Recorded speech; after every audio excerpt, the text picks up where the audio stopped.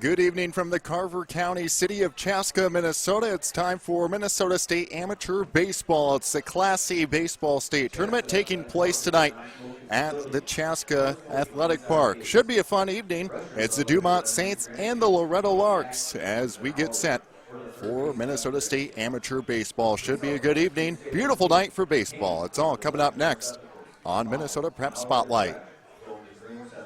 Amateur baseball is one of Minnesota's great sporting traditions. The state tournament brings together hundreds of communities in late summer at great ballparks all around the state. Coverage of every game can be found on PrepSpotlight.tv. PrepSpotlight.tv's coverage of today's state tournament game is made possible by the Minnesota Baseball Association, and also with help from the Minnesota Twins. Celebrate Town Ball with the Twins on September 11th. Visit twinsbaseball.com/townball for details. Now let's get to the ballpark.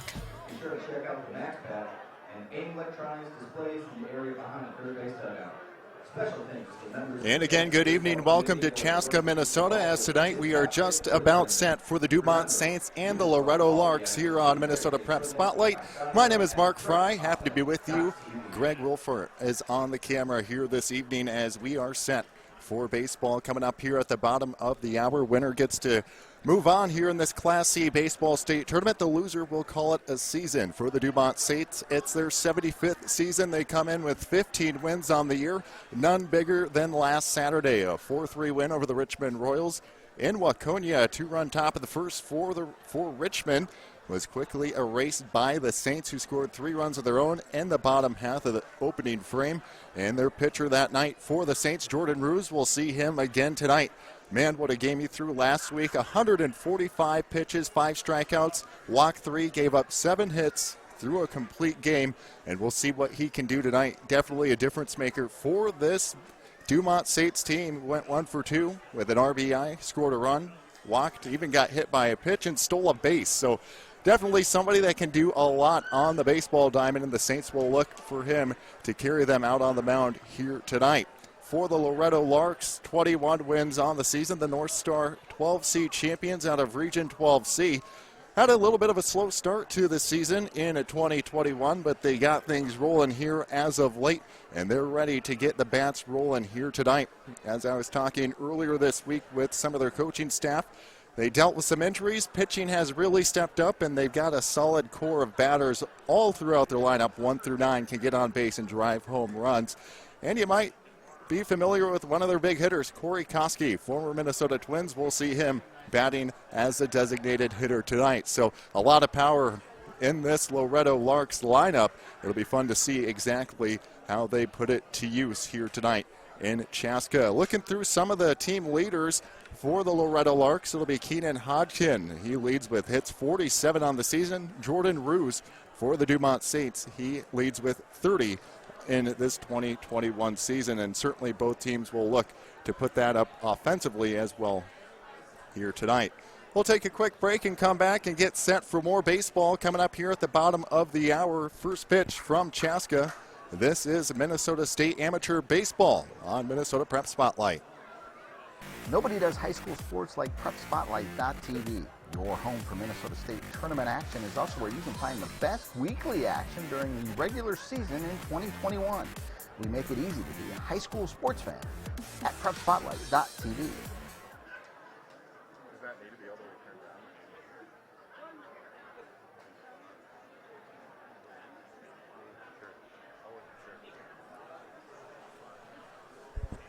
And we get a shot of the umpires and the respective managers here tonight. Behind the plate, Mike Schika and Bryce Egger is out in the field here for the umpires tonight in this one. Once again, a beautiful night. Was going to be a little bit questionable earlier today. The percentage of rain has really fallen here within the last, I'd say, few hours, and right now 73 degrees, cloudy skies, just an absolute gorgeous night here for baseball. And looking ahead through the forecast as we get into the night, that chance of rain continues to decrease. However, it doesn't look good for tomorrow, so happy to get this one in here. And I know the Dumont Saints had quite a bit of a travel just to get here, quite the journey. I saw they took one of those chartered buses. I think they were watching Major League on the way here, so they should be fresh and ready to go after a lengthy drive. Got here a little bit early, got some workouts in on the field, and the Dumont Saints who we will see at the plate to begin with, will try to get it rolling here in the top of the first. Let's take a look at the starting lineups here tonight for the visitor team on the scoreboard, the Dumont Saints. They're led off by a shortstop wearing number 24, James Paul. Batting second and pitching number 22, Jordan Ruse. Batting third, the second baseman, number 7, Matt Thielen. Batting cleanup, the center fielder, number 14, Pat Kuzatz. Batting fifth, the designated hitter wearing number 19, Trent Beslin. Batting sixth, the first baseman wearing number 8, Eric Deal. Batting seventh, behind the plate tonight, Paul Zach. He's wearing number 32. Batting eighth is Jake Ulich. He's out in right field wearing number 10. And rounding out the Dumont Saints batting order tonight is Carson Modal. He's out in left field and wearing number 1. Cameron Modal, he's over at third base tonight and is the designated hitter for the Dumont Saints. And again, pitching tonight, Jordan Ruse. He comes in 5-1 overall and a 2.15 ERA. Had a busy night last Saturday. We'll talk more about that as we get into this one. For the Loretto Larks, the home team on the scoreboard tonight, batting first out in center field, number 12, Ben Leitner. Batting second at shortstop is Kent Cook. He's wearing number 7. Tyler Maher, he's out in right field, batting third. Batting fourth is Keenan Hodgkin. He's over at third base, wearing number 1. Batting fifth is Bradley Koski, over at first base, wearing number 9. Batting sixth here tonight is Corey Koski, the designated hitter, wearing number 33. Brandon Brolin's behind the plate tonight, batting seventh, wearing number 16. Nathan Maher is out in left field. He's wearing number 10. And Evan Spevacek, he is at second base tonight, wearing number 5, rounding out this batting order for the Loretto Larks. Owen Borma, he's on the mound tonight for Loretto. We'll see him go here in the top of the first. He comes in wearing number 4, a 1.2 ERA. And he is actually did not spend the year with this team. He was actually brought in for this postseason, I do believe. And let me pull up where he came in from. He came in from the Litchfield Blues. So he will get the ball here tonight. As you see on the screen, the Dumont Saints in their white and orange uniforms with black lettering, orange stripes, white pants, black hats with orange on the side of the cap. Now let's meet the Loretto Larks. Once again, the first time these two teams have met one another. Coming here in this Class C baseball state tournament. Loretto out of the North Star, Dumont Saints out of the Lando Ducks. Again, 15 wins this year for the Saints, 21 for the Larks.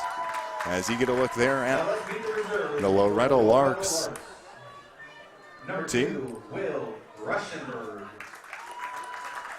We can run down the starters one more time for the Dumont Saints, who will be due up first in this top of the first. James Paul, Jordan Ruse, Matt Thielen, Pat Kuzatz, Trent Beslin, Eric Deal, Paul Zach, Jake Ulich, and Carson Modal. 1 through 9 for the Dumont Saints. Cameron Modal, he is being designated hitter for tonight. He's over at third base. Again, the DH, Trent Beslin. He is batting fifth tonight for the Dumont Saints. Again, for the Loretto Larks, it's Ben Leitner out in center field, batting first. Kent Cook over at shortstop. Tyler Maher is in right field. Batting cleanup, Keenan Hodgkin over at third base. Bradley Koski, he's batting fifth at first base. Batting sixth, Corey Koski, designated hitter. At catcher, batting seventh, Brandon Brolin. Nathan Maher is in left field. Batting eighth, and Evan Spevacek is batting ninth at second base. Now, one of the conversations I had with the Dumont Saints about tonight's game was, how do you feel after getting off the bus and taking that big ride here and a lengthy trip, thinking it might rain, not really sure if you're going to get to play some baseball? And they said, we're just happy to be here. And how can you not be happy to be here? A beautiful field, Chaska, the athletic field, just absolutely beautiful. I'm sure that rain helped today. And it's looking green and ready for a good night of baseball here tonight on Minnesota Prep Spotlight. And there you see him right there, Corey Koski, no stranger to this state, spending time with the Minnesota Twins, ended up with the Milwaukee Brewers. And how fitting that on the night where these two teams meet with Corey Koski on the field, it's the Brewers and Twins not too far away at Target Field on a Friday night in Chaska. Now, ladies and gentlemen, we'll start with the national anthem and first pitch coming up momentarily. Ladies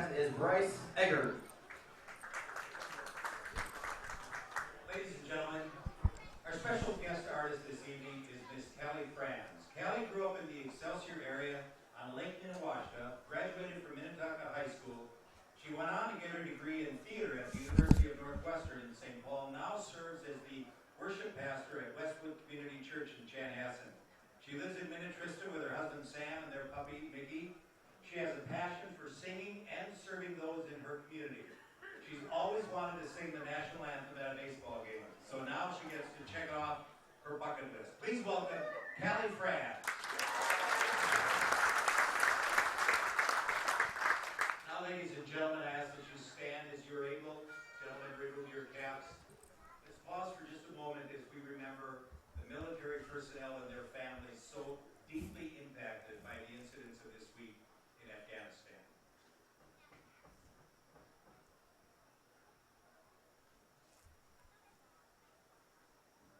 Now I direct your attention to center field as we honor America, remembering those men and women, service members around the globe who protect our liberty and freedom, our national anthem.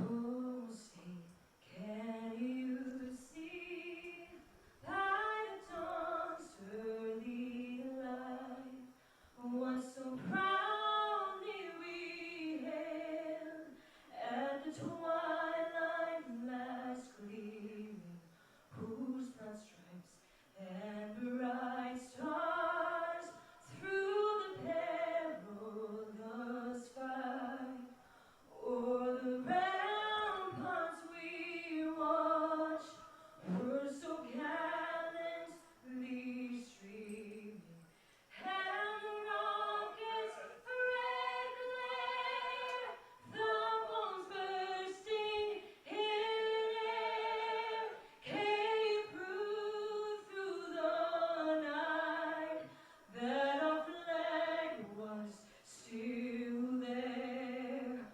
Oh, say does that star-spangled banner yet wave o'er the land of the free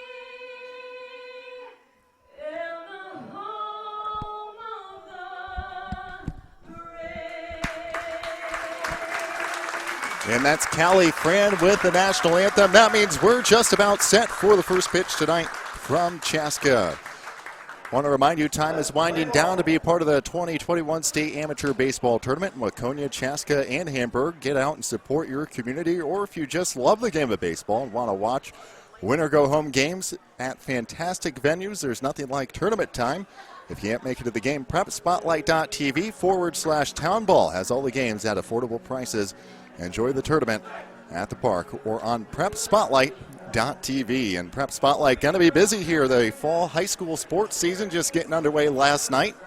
And high school football week 0 underway here tonight across the state of Minnesota. I believe there's about 5 or so games going on across the state.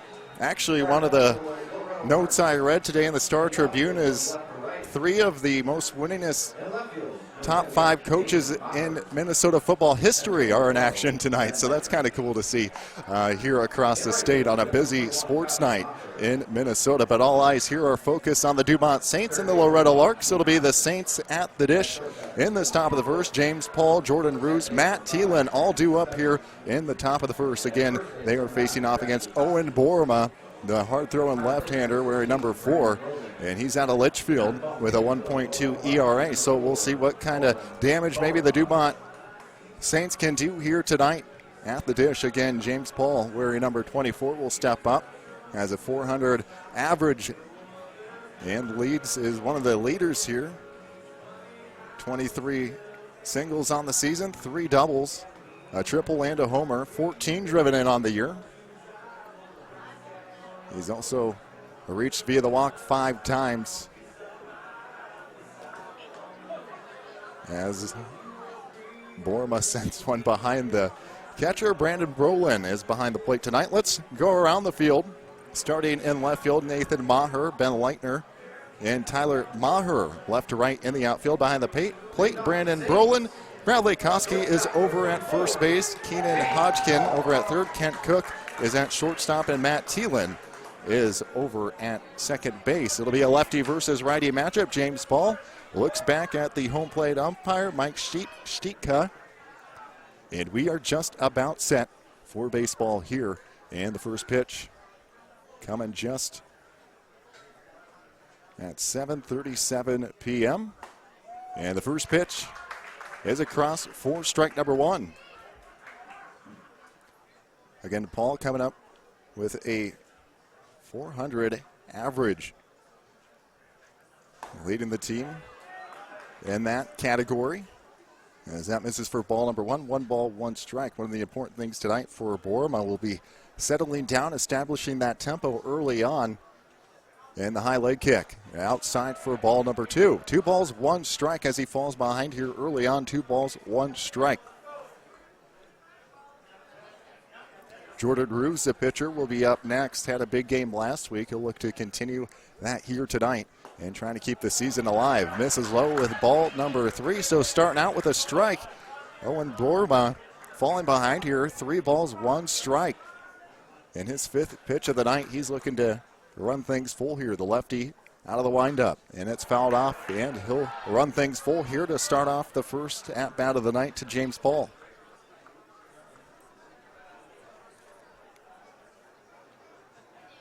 .73 degrees, cloudy skies here tonight. Fairly humid night as well. This one is fouled back behind the first base dugout, and they'll redo it again here on a full count to start off here tonight with Dumont in the top of the first.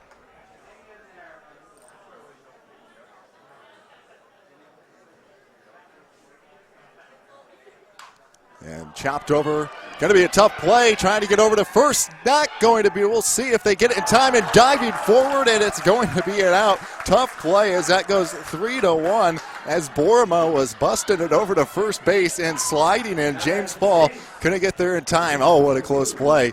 And we do not have the replay, so we'll give Bryce Eggert, the umpire in the field, the benefit of the doubt on that call. A close play here on a full count.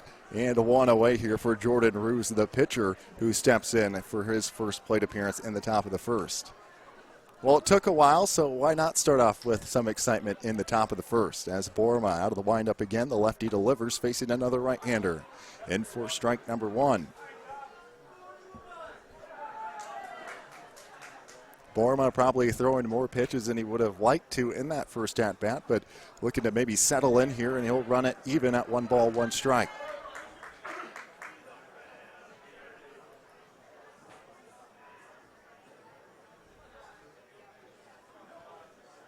And the 1-1.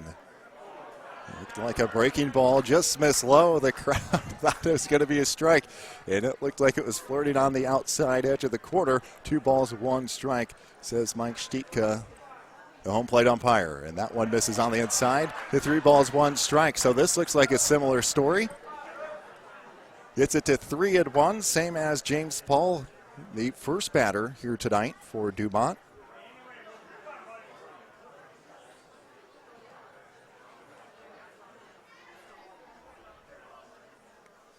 James Paul, also the manager, and that one will be in for a strike. Bounces off Brandon Brolin behind the plate, able to go get it.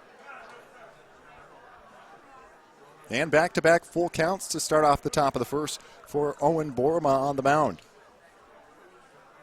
Borma winds and delivers.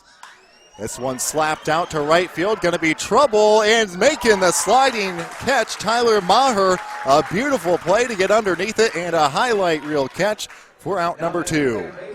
Number 7, Matt Thielen. So Maher flashing the glove skills, the sliding skills. Landing softly in that right field grass. 2 away from Matt Thielen, the second baseman, who steps up to the plate wearing number 7. Batting .314 on the year, 14 driven in for the lefty. And the first left-handed batter that Borma faces. He throws a strike. No balls, 1 strike. 22 hits on the year, 7 doubles, 2 triples. As Thielen leads in doubles for this team. A big rip there from Thielen, and he'll step out and look over to the right. And looks to reset here down 0-2. 2 away here, top of inning number 1, as the Larks looking for a 1-2-3 inning. The 0-2 on the outside part of the plate to make it 1 ball, 2 strikes. Absolutely no wind tonight. Dead center, 390. That's where the 3 flags are in center field, and they are straight down. No wind at all. The 1-2. And a swing and a miss, and that will end the top of the first. 3 up, 3 down for Owen Borma as they hang zeros across the board. We'll head to the bottom of the first. This is Minnesota State Amateur Baseball on Minnesota Prep Spotlight. Celebrate the end of the 2021 Town Ball season. Join your teammates, rivals, and ball fans from around the state. The Twins game on September 11th. Special ticket pricing for Town Ball players and fans. Salutes to the newly crowned champs and a very fun night at the ballpark. Order your tickets at twinsbaseball.com/townball and wear your town's team colors to Target Field on September 11th. From left field to right.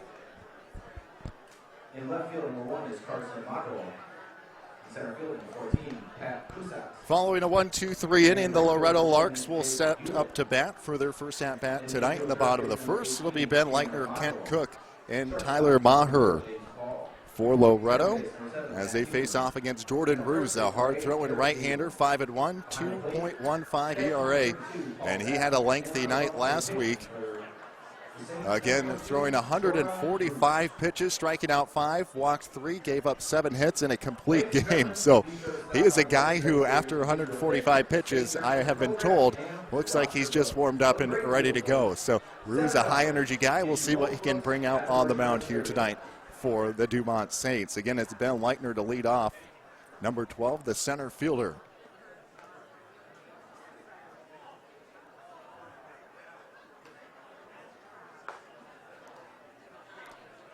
Leitner batting .333 on the year. 17 runs driven in, 29 scored. He's got 30 hits, second on the team behind Keenan Hodgkin. Keenan Hodgkin batting cleanup tonight for the Loretto Larks. So we'll see what the Larks can do in their home half of the first tonight on Minnesota Prep Spotlight. Again, my name is Mark Fry, and we are in the Class C state tournament of the Minnesota Amateur Baseball Association. And it looks like Jordan Ruse is ready to go. The right-hander delivers, and it's across for a strike just on the outside part of the plate. And we're off and running in the bottom of the first.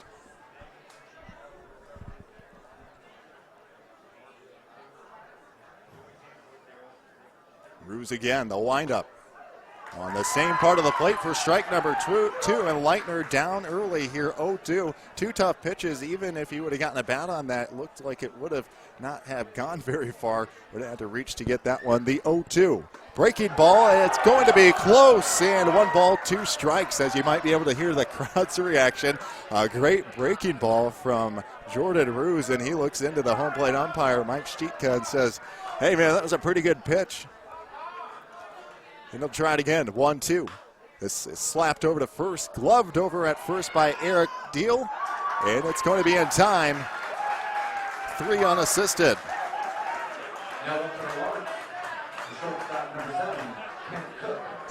Kent Cook steps up to plate.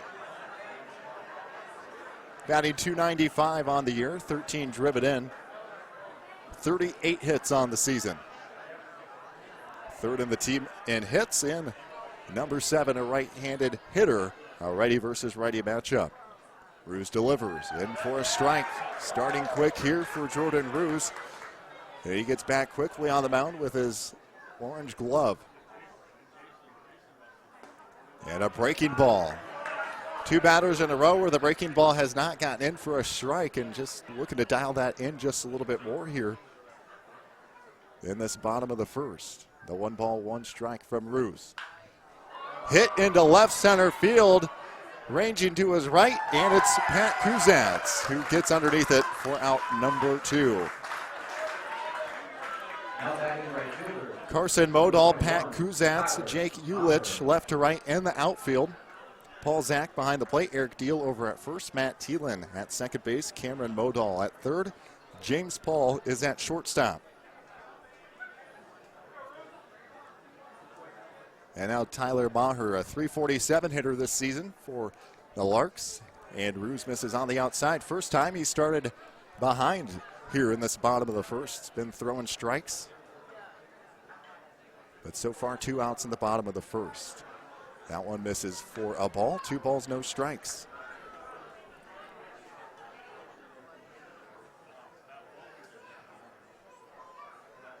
Ruse again, 2-0, trying to get a pitch, and he gets it across the plate. And Maher was taken all the way, didn't even think about putting a bat out there in a dangerous count for a pitcher, but Ruse gets one over for a strike, the 2-1. Misses on the outside, and so we'll see if Maher's ready to jump all over on a 3-1 or if he tries to run it full here. And looking for his pitch here from Jordan Ruse in the bottom of inning number 1.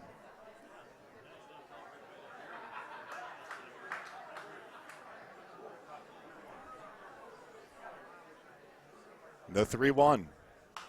Slapped foul, and they'll run it full here. 3 balls, 2 strikes, 2 outs. Bottom of inning number 1. Tyler Maher at the dish. Jordan Ruse looking for his own 1-2-3 inning after the Saints were sat down 1-2-3 in the top of the first. Out of the windup, here's Ruse. On the outside part of the plate, and Maher reaches first via the walk, and that'll mean Keegan Hodgkin steps to the plate. The powerful third base cleanup hitter.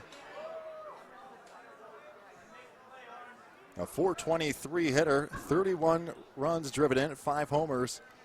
He leads the team in home runs, hits, and runs driven in.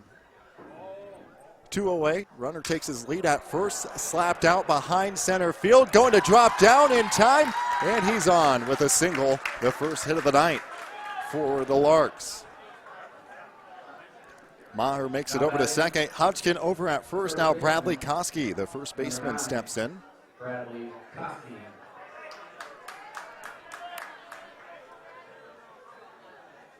Koski hitting .357, 25 runs driven in on the year.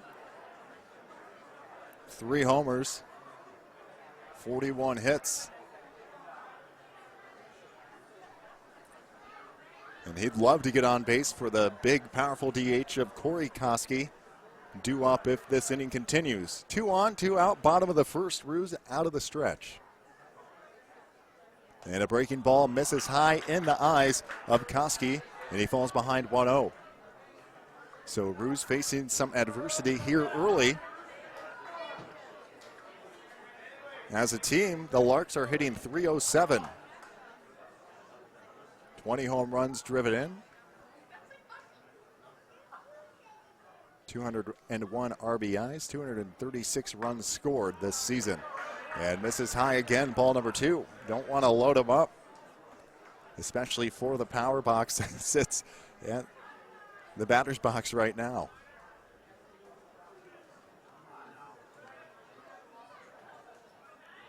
Two away here. 2 balls, no strikes. Trying to get him over at first and got him. Maher got off of second base, and they got him just in time. And that'll end the inning. So no runs on 1 hit, 1 left on base. Nothing the score as we head to inning number 2. It'll be the 4, 5, and 6 hitters due up for the Saints. We're back after this on Minnesota Prep Spotlight. Free catcher. Slaps one in the air to left. Carrying deep. Fleming to the fence, to the wall. Gone! A 3-run home run for Pierce. And that ball just kept carrying and carrying over the fence. And Air Freight's opened it up here in the 5th. And this one hit high and deep to left. This one way out of here.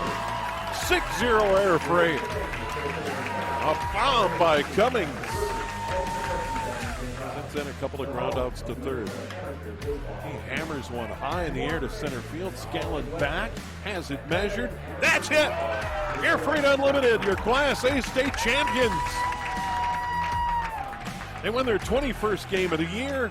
They dominate the championship game.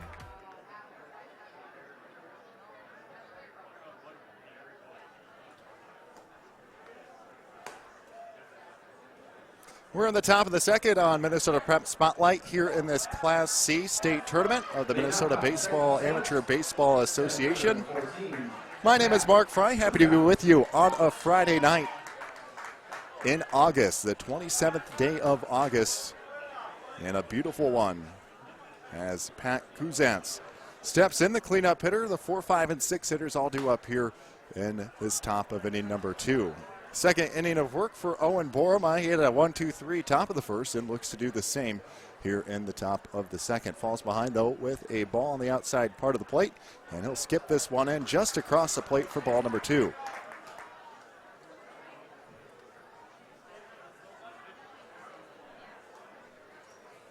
Kuzantz hitting at .296 on the season. No home runs.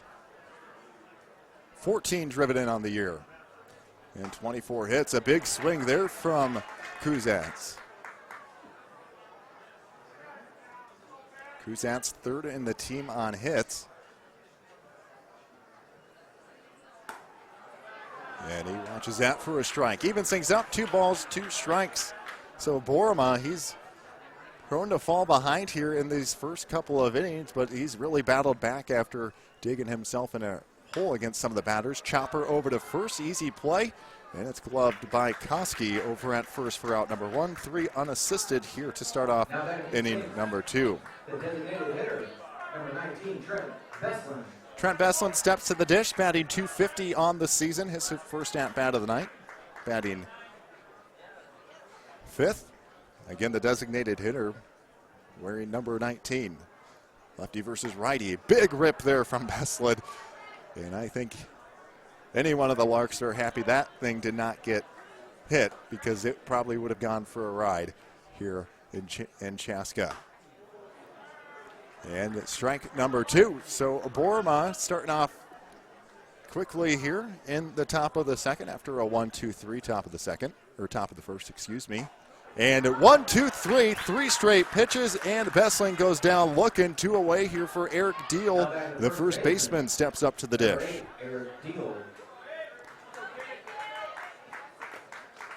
Hitting .208, and another left-handed hitter for the Saints here in the top of the second.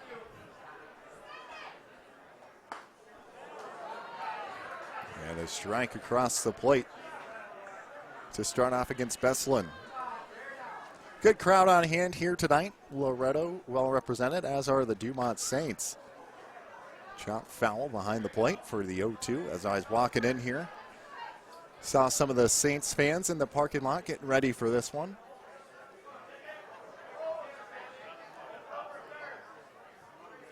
The 0-2, and that is fouled back, and he'll stay alive for now. Still down 0-2 in the top of the second.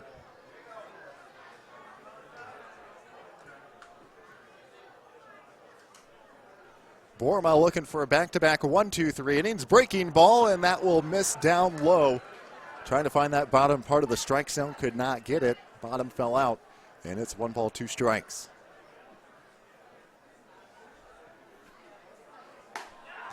Oh, and that looked like it was going to ring him up there. 2 balls, 2 strikes.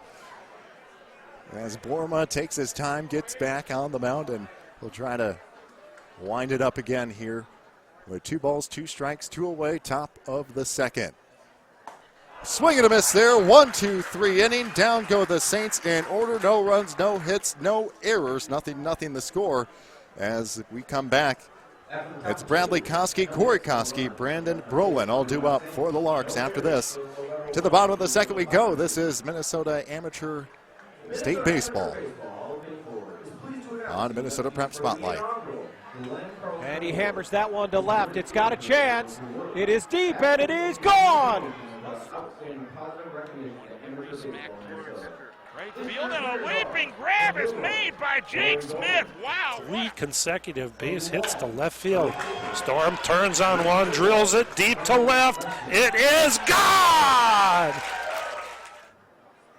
right down the middle, ripped to center, and going down and making the play. Pitch, line to left would fall in. It will be caught in time and catch up. It's back over. That is going to find its way up the middle, and 2 more runs will score. Massa swings and hammers one deep to left field. That ball is gone. Here's a 2-2. Fastball swung on, hit to the right side. It's going to be fielded there. Ilshire goes to second, throws it away. And Roos will come in to score. Leading off, bottom of the second for the Loretto Larks. Back that is the first baseman, number 9, Bradley Koski. 0-0 the score here in this Class C state tournament of the Minnesota Amateur Baseball State Tournament, as it's the 5, 6, and 7 hitters due up in the bottom of the second. For the Loretto Larks, Bradley Koski gets another opportunity. He was at the dish in that bottom of the first when Tyler Maher got picked off over at second base. So looked like the Larks had something cooking there in the bottom of the first, but they squandered 2 runners. And now they'll have to start fresh in the bottom of the second. First pitch across was for a ball. Roos falling behind here again. 2 balls, no strikes to Bradley Koski. Corey Koski up next. Brandon Brolin due up as well here in the bottom of the second. Roos, the 2-0. Trying to get turned around on that one, but could not straighten it out. That goes foul behind the third base dugout for the 2-1.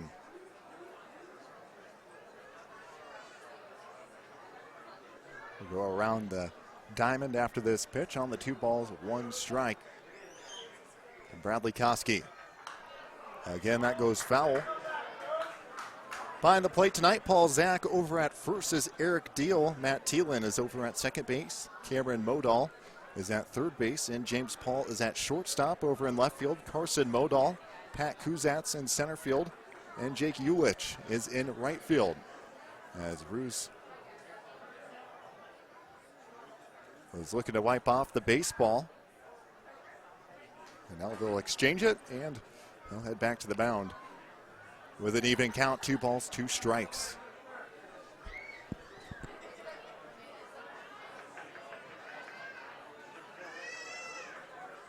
One hit so far for the Larks. That came in that bottom of the first for Keenan Hodgkin. And now will fall behind, runs it full to Koski.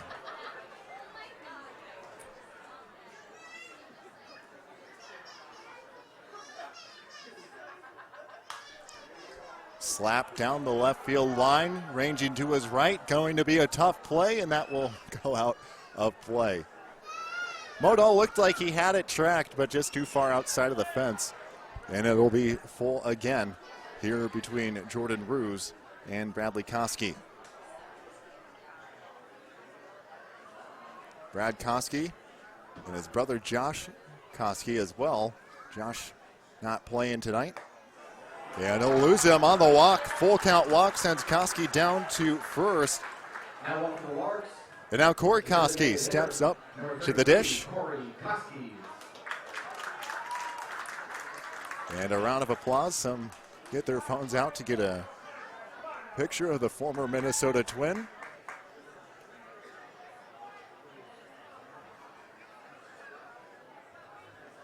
And he digs in at the plate. Koski a threat every time he steps to the dish. Launches out to left field. Looks playable.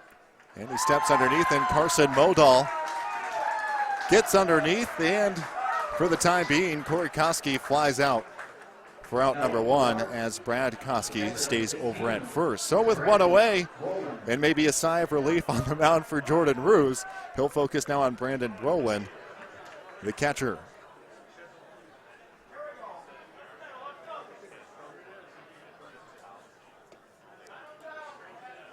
Brolin hitting .282, 11 runs batted in. And Roos misses with the ball, and you can hear the crowd thinking that one was in for a strike. Roos thought it was too.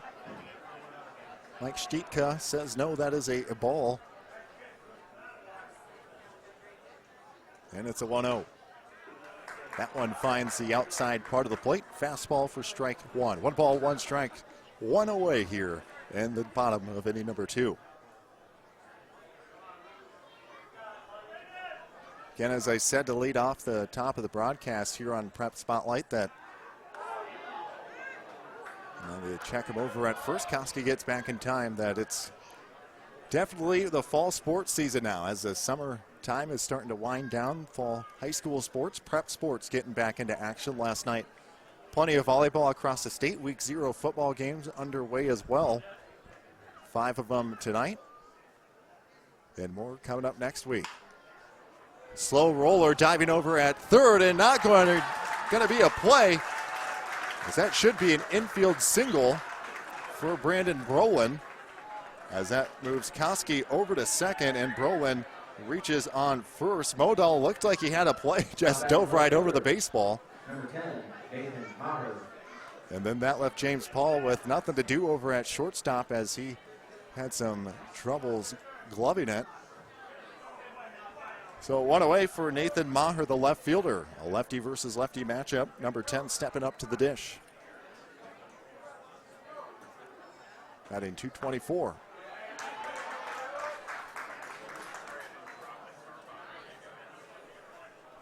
And they officially ruled that as an E6. I don't know how that was an error, but nonetheless, they will say that was an error. So just 1 hit so far. They had 1 error.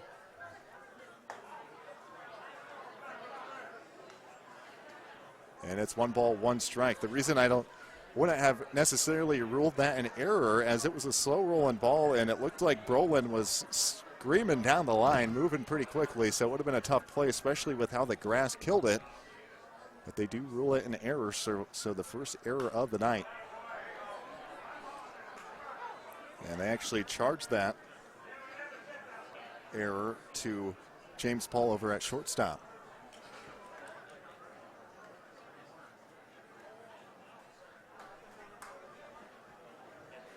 Fouled away for strike number 2. 2 on here, bottom of inning number 2, 1 away.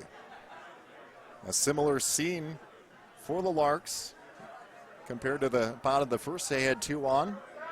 Were unable to get any across, as the third out in that bottom of the first was a pickoff to second base to end the bottom of the first. But with just 1 out here and 2 on, they'll look to get that goose egg off the scoreboard. Gloved over at shortstop and over to second. So runners on the corner. Nicely done by James Paul to get the out as Brolin is thrown out. Now up for the Larks, second baseman 5, Evan. And Nathan Maher reaches on the fielder's choice. Brad Koski over at third. So runners on the corner. 2 away here for Evan Spevacek.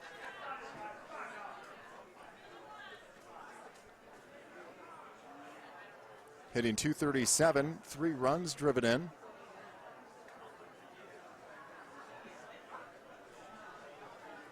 And now they'll have a meeting right in front of the mound as Paul Zach steps up and talks to Jordan Roos.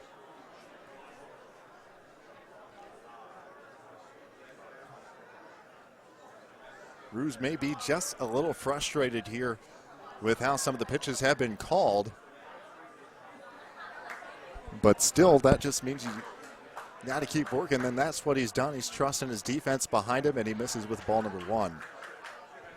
Continues to fall behind hitters here, though, and that has not helped him so far. But still no runs across the board and just 1 hit, and that 1 error earlier on here in the bottom of the second. 1 hit so far in the bottom of the first, no hits here in the bottom of the second. The 1-0. On the outside part of the plate, strike number 1. 1 ball, 1 strike, 2 away. If this inning continues, they'll flip the script, go back to the top of the order for Ben Leitner, who's on deck. 1 ball, 1 strike. Runner on the corners, and a softly hit ball, and it's gloved by the shortstop for out number 3. No hits, 1 error, 2 left on base as we head to the top of the third. 0-0 the score. This is Minnesota State Amateur Baseball on Minnesota Prep Spotlight.tv. Nobody does high school sports like PrepSpotlight.tv, Your home for Minnesota State tournament action is also where you can find the best weekly action during the regular season in 2021. We make it easy to be a high school sports fan at PrepSpotlight.tv.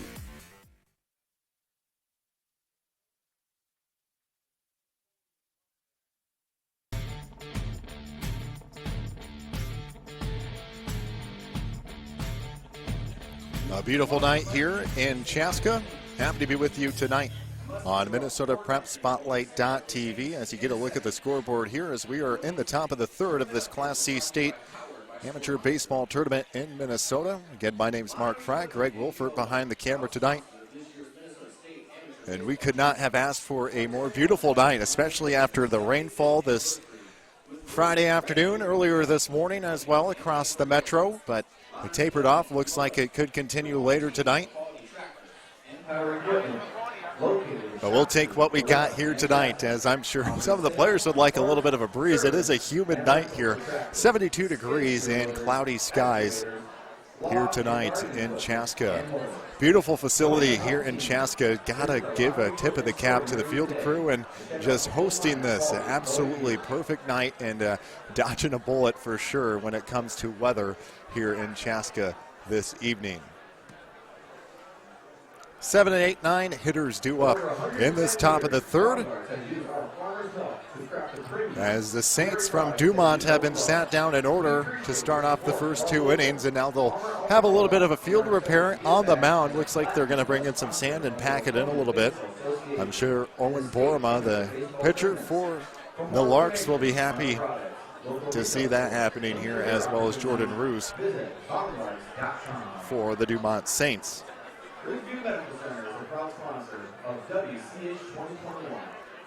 Do want to remind you that time is winding down to be part of the 2021 State Amateur Baseball Tournament. Waconia, Chaska, and Hamburg. Get out, support your community, or if you just love the game of baseball, want to watch win or go home games at fantastic venues, there's nothing like tournament time. If you can't make it to the games, well, PrepSpotlight.tv/townball has all the games at affordable prices. You can enjoy the tournament once again at the park or right here on PrepSpotlight.tv. Been doing games for Prep Spotlight for maybe a year now, maybe a couple years, ever since I moved to the Twin Cities. Got a little bit of experience several years ago when I first lived in Minneapolis, but happy for the chance to get to call this one tonight. I actually got to call a Fox 9 town ball game earlier this year in Buffalo. That was a fun experience, and man, I had never experienced a Minnesota town ball before, and they show up for this with the grills, the tailgating, the beverages of all shapes and sizes. An absolutely fun atmosphere. If you haven't gotten to come to a town ball game like this, you absolutely have to put it on your calendar. And there's still plenty of town ball left moving forward as the tournament continues here in the 2021 season. Especially as a fan after last year. Didn't get to sit in the stands a whole lot. Had to miss out on a lot of stuff because of the pandemic, and it's just good to be back in the stands with a good crowd here on hand from Dumont, Loretto, the Larks as well, in their blue, as the Dumont Saints are showing out in their orange tonight, primarily down the third base line. And a contingent of Loretto Larks blue and the white tent down the first base line. So plenty of mound work going on right now. We'll take another quick break and come back again. We're about to start the top of the third as they are getting ready, getting the mound ready to go. We'll be back right after this here on Minnesota Prep Spotlight.tv. Nobody does high school sports like PrepSpotlight.tv. Your home for Minnesota State tournament action is also where you can find the best weekly action during the regular season in 2021. We make it easy to be a high school sports fan at PrepSpotlight.tv.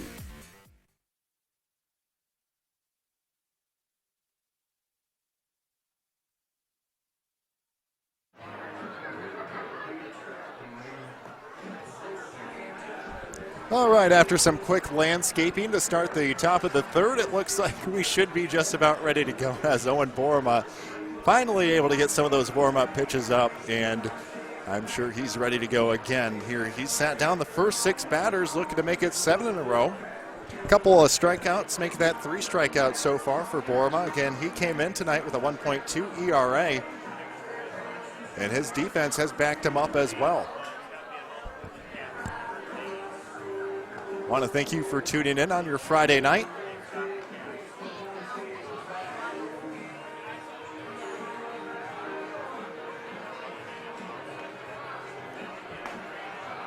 Maybe you were watching at home in your garage, or maybe you're watching in the stands right here. Just happy to be with you on a Friday night in Chaska. Paul Zach steps to the plate. He's a catcher for the Dumont Saints.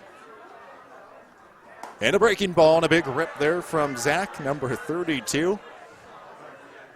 He is looking for that standstill flagpole out in center field with that rip, and he's down 0-1.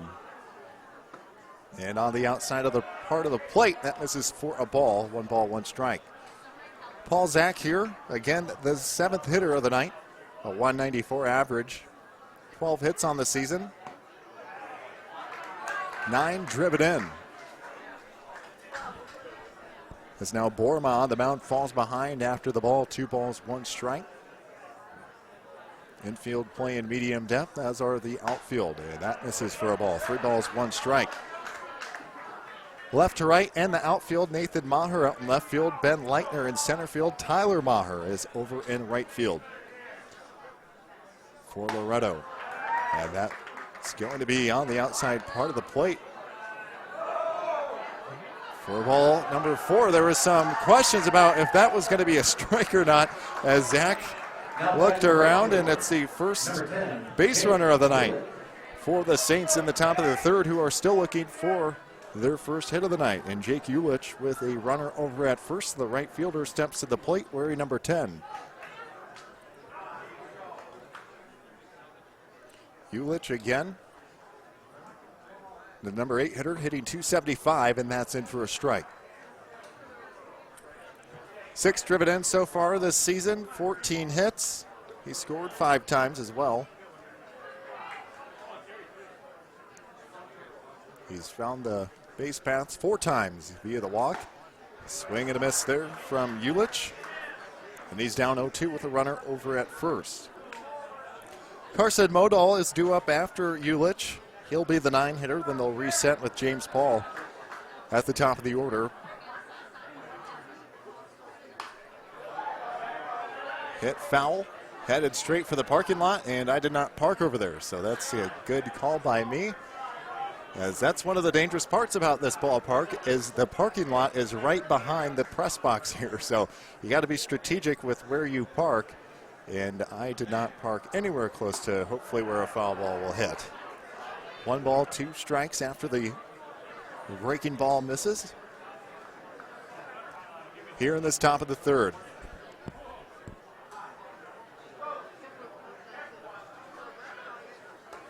That one runs on the inside, couldn't get to it for strike number 3. 1 away here, runner on first in the top of the 3rd.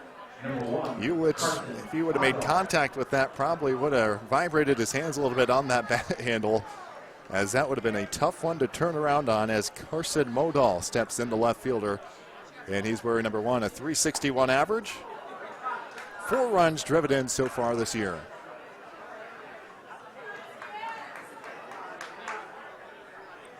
As Borma again starts out on top, and he looks over, high leg kick, and delivers. Fouled back into the backstop for the 0-2. Again, James Paul due up after Modal. That'll reset the order. It'll be the top of the order for the Loretto Larks in the bottom of the 3rd. That misses for ball number 1. 1 ball, 2 strikes to Modal.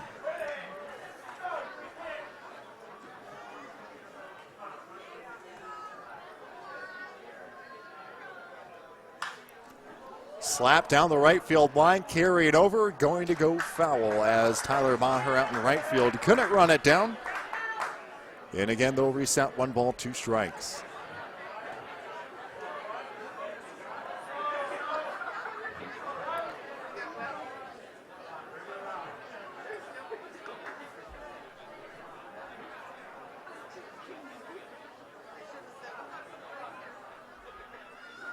1 ball, 2 strikes, breaking ball on the outside part of the plate. Misses for ball number 2. Again, the Larks out of the North Star League, part of the Minnesota Baseball Association. Another state appearance for this team. Their last state appearance was in 2016. This is on the inside to run it full. They actually made it in 2012, 13, 14, 15, and 16. And now they're back here as now a giant bird is flying across the field and out over at second as it goes 4-6. 4 out number 2. Right before that pitch from Borma, I couldn't tell if it was a hawk or a crane making its way across the infield. Not too far above the grass here in the infield, but luckily enough it got out of the way. And not too much of a distraction for the players, but obviously I was distracted by that. And there are 2 away with a runner over at first. Skied high in the infield as Brolin called off by Keenan Hodgkin, and that's out number 3. 1 runner left on base, no runs, no hits, no errors. In this home half of the third. To the bottom of the third we go. 1, 2, 3. That go the hitters in the bottom of the third for the Larks. We'll be back after this on Minnesota Prep Spotlight.tv. Celebrating the end of the 2021 Town Ball season. Join your teammates, rivals, and ball fans from around the state at the Twins game on September 11th. Special ticket pricing for Town Ball players and fans. Salutes to the newly crowned champs and a very fun night at the ballpark.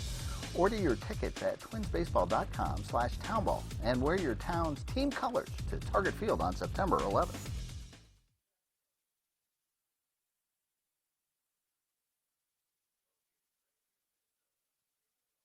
American-made Canberra is the industry's cutting-edge innovation to craft beautiful porous countertops and surfaces that last a lifetime. Canberra makes it easy to find the perfect design for your home or business. Thank you, Canberra, for helping make every project a home run from start to finish. Learn more at CambriaUSA.com.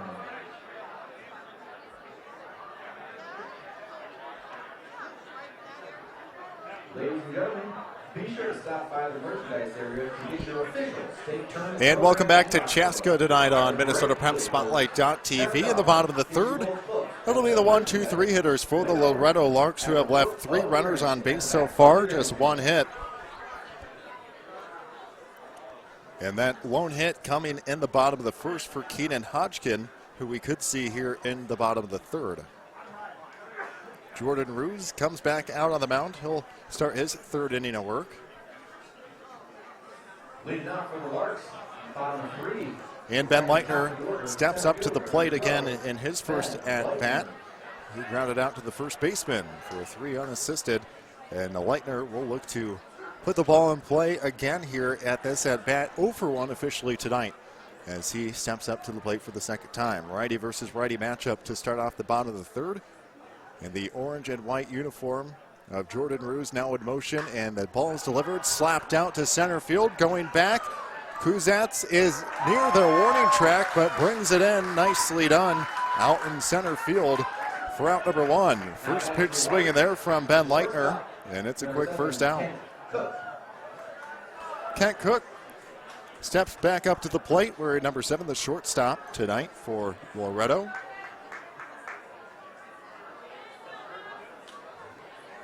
Flew out to center field in his first at-bat. And that's in for a strike.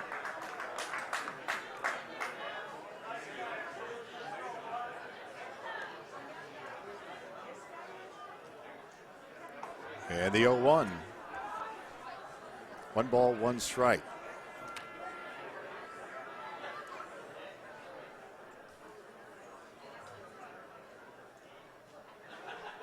The 1-1 slapped out to left field, and that's down for a hit as the mayor of Loretto reaches with his first hit of the night. For right fielder, number 21, Tyler Maher.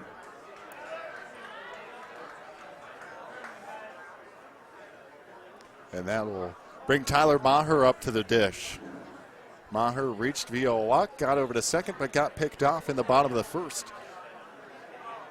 So one away here, one runner on after Kent Cook's single out to left field. Fastball up in the eyes for ball number 1.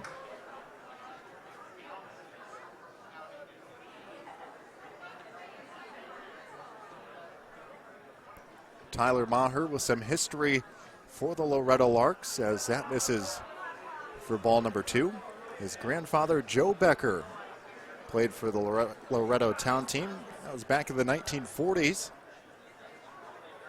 Maher, a rich baseball past, played at St. Cloud State. His 14th year on the team.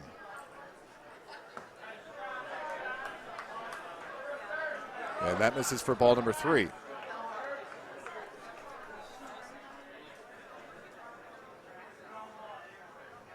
One away here, bottom of the third. Tyler Maher again reached via a walk in the bottom of the first. Staring at a 3-0 count.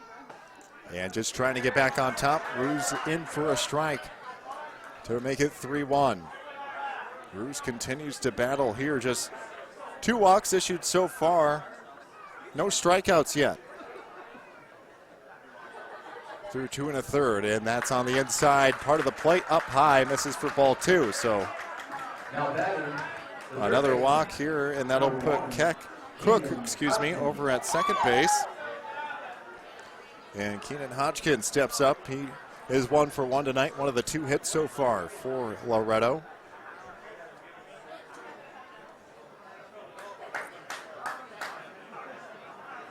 Played at Bethel University, a product of Providence Academy, 4th year on the team.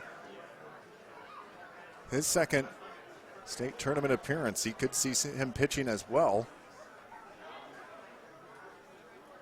But tonight he is over at third base. And Ruse struggling here now in the bottom of the third after getting a quick out on the first pitch in the bottom of the third. Gave up a single and now a walk, and now he's fallen behind on the 4th batter here in the bottom of the 4th, the cleanup hitter, Keenan Hodgkin.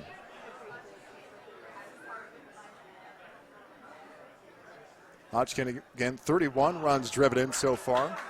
And he'll watch that one go into the dirt for ball 2. 2 balls, no strikes here to Hodgkin. Hodgkin again hitting .423 as a leadoff guy.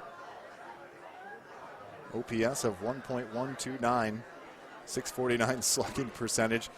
.48 on base percentage. As a cleanup guy. Quick meeting on the mound, and they'll get back and set again for the 2-0. That's Paul Zach behind the plate tonight. He's made a couple of trips out to the mound here early on through the first 3 innings. Ruse battling on the mound here tonight out of the stretch. Runners on first and second. A look back and comes forward with it. And that's in for a strike. So the pep talk worked right in front of the mound. Battles back now 2-1.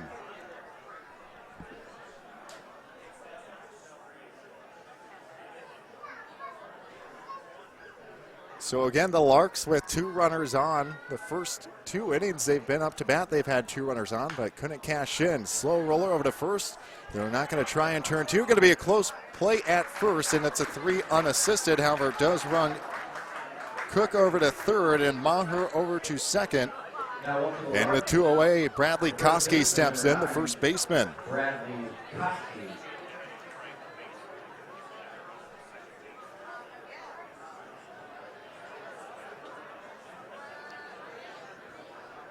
Brad Koski, a St. John's University baseball product, went to Providence Academy, 3rd year on the team.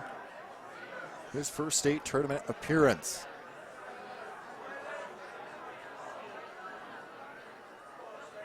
And he's got 2 runners on, 25 runs driven in so far.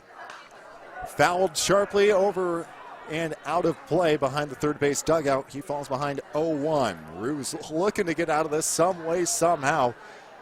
Just has to get the right pitch. We're trying to get his first strikeout of the night to end the bottom of the third. Runners at second and third. Ruse out of the stretch. A breaking ball on the outside part of the plate. Strike number 2. And Jordan Ruse continues to battle here tonight on the mound, looking to end the third with no damage done. And 2 more runners stranded for Loretto. The runners take their lead at second and third. Out of the windup. Ruse delivers. This is slap foul behind the stands here, and they'll do it again.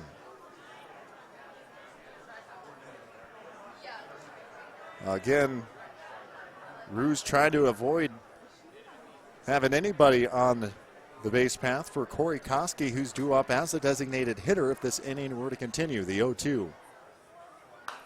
Slap foul again as Brad Koski is on this one, just has to straighten it out just a little bit, and he'll have a couple of runners home, I do believe, if he can straighten this one out here in this at-bat. Walked in his first at-bat in the bottom of the second.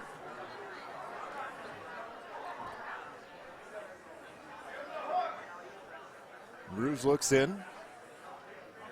Big lead over at third, and now they'll step back. And everyone will take a collective breath.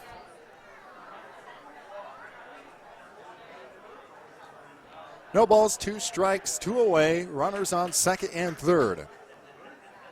Jordan Ruse delivers the 0-2. That's going to miss. It'll score 1 as running in from third is Kent Cook. And the wild pitch makes it 1-0 here. In the bottom of the third, the Larks take the first lead of the night.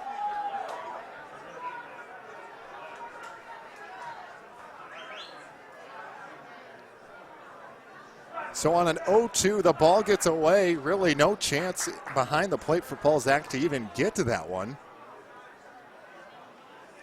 And it's such a deep backstop here that it certainly was going to score from third. So 1-0 the score for the Larks here in the bottom of the third as that one misses. 2 balls, 2 strikes, 2 away.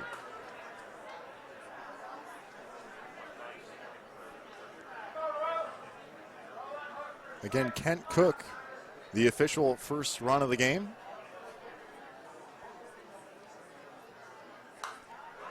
That goes foul again. A lengthy at bat here in the bottom of the third.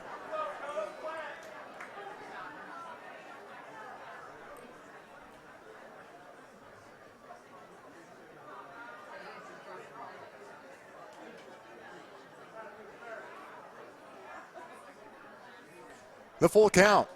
Ripped foul down the first baseline. So Bradley Koski not going silently here in the bottom of the third. He would love for his 26th RBI of the year.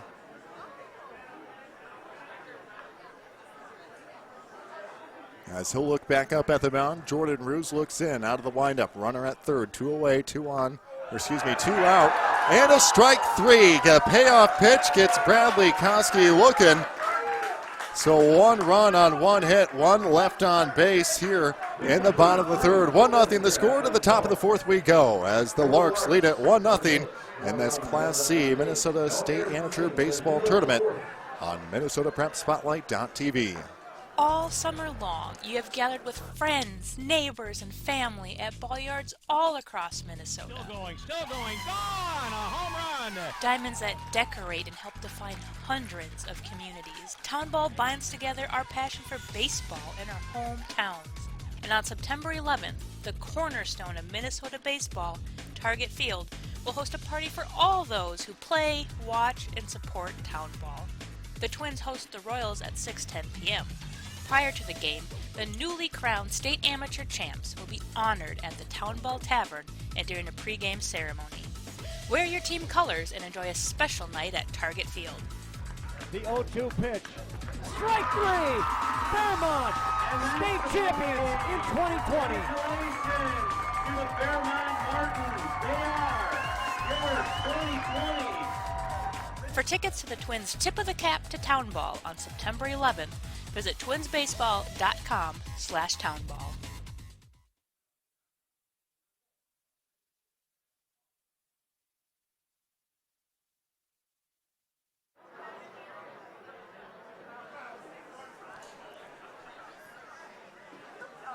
And we're at the top of the fourth of this Class C baseball state tournament of the Minnesota State Amateur Baseball Association. My name is Mark Fry. Greg Wolford behind the camera tonight. And a 1-0 ball game as it's the 2, 3, and 4 spots due up in this top of the fourth from Chaska. I'm happy to be here on a Friday night as 72 degrees, partly cloudy skies. And the first pitch at the top of the fourth is across for ball number 1. 3 strikeouts so far through now into his 4th inning of work for Owen Borema, pitching a gem so far. No hits, just 1 base runner so far. That came via a walk in the top of the 3rd, and now the lefty falls behind 2-0. Shortstop and second playing at the edge of the grass. And now just lays one down Broadway for strike number 1. And Jordan Ruse maybe looking to catch his breath. A lengthy bottom of the 3rd. And he watches that for strike number 2. Ruse 1 for 2 last weekend. An RBI, scored a run, walked, got hit by a pitch, and stole a base. The guy can do everything. The 2-2 on the inside part of the plate, runs it full. Maybe just the bat that Jordan Ruse needs after, as I said, that lengthy bottom of the 3rd, where 1 run did cross on that wild pitch, and the full count is slapped down the first baseline, and it goes foul, so they'll do it again on the full count. Matt Thielen's due up next. He was the first strikeout victim of the night for Owen Borema on the mound. 3 total strikeouts so far for the Saints offensively. The full count again, lunging towards that. Ruse, not a good at bat there, and he'll step back up to the plate.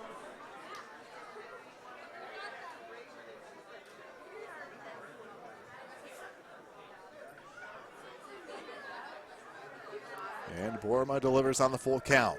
Slapped over to first base, and that's going to get down for a hit. Ruse will look and make the turn toward second, and he'll come back, and he's in with a base hit.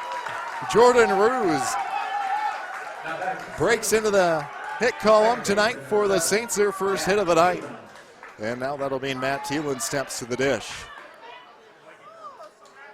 Almost made you a bit nervous as he took that turn towards second, pulled up, and it looked like he maybe grabbed his lower calf, but able to get back, and it looked like he's going to be all right. And now the bunt goes high into the backstop and off the roof of the overhang attached to the press box here tonight in Chaska. So no balls, 1 strike.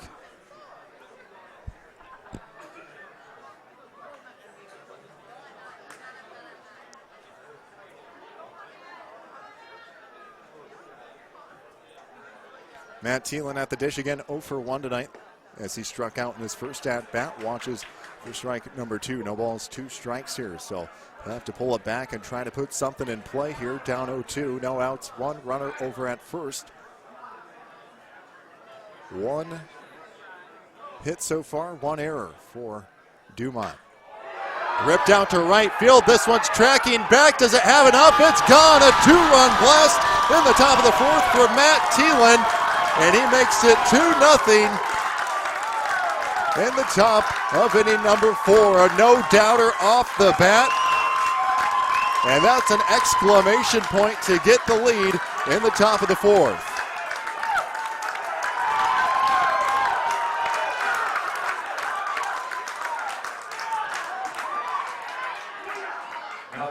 And that'll be a fun one to watch here later tonight on the PrepSpotlight.tv highlights that you can find anytime, anywhere. Oh, goodness gracious, what a blast. 325 down the right field line, extending just a bit as it curves out towards center field. 355 in right center. And on the outside part of the plate for strike 1. 1 ball, 1 strike. So the first mistake of the night for Owen Borema. The second hit of the night, back-to-back hits, is a 2-run blast. And now maybe needs to settle down just a little bit. Misses on the outside part of the plate and goes behind the catcher. 2 balls, 1 strike. third homer of the night, third homer of the season, 16th RBI of the year for Matt Thielen. And now Borma battles back to run it to 2-2. 2 balls, 2 strikes here in the top of the fourth. And high in the eyes of Kuzats. Excuse me, of Kuzats. I apologize, the cleanup hitter. The center fielder wearing number 14. He grounded out to first base as well. That was in the top of the second.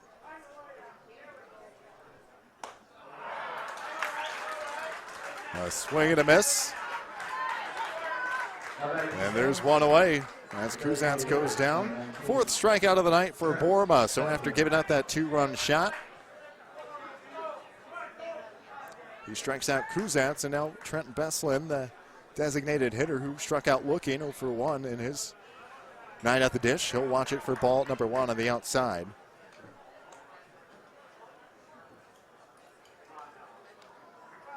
Beslin, a .250 hitter. And out of the windup. On the inside part of the plate, fastball for a strike.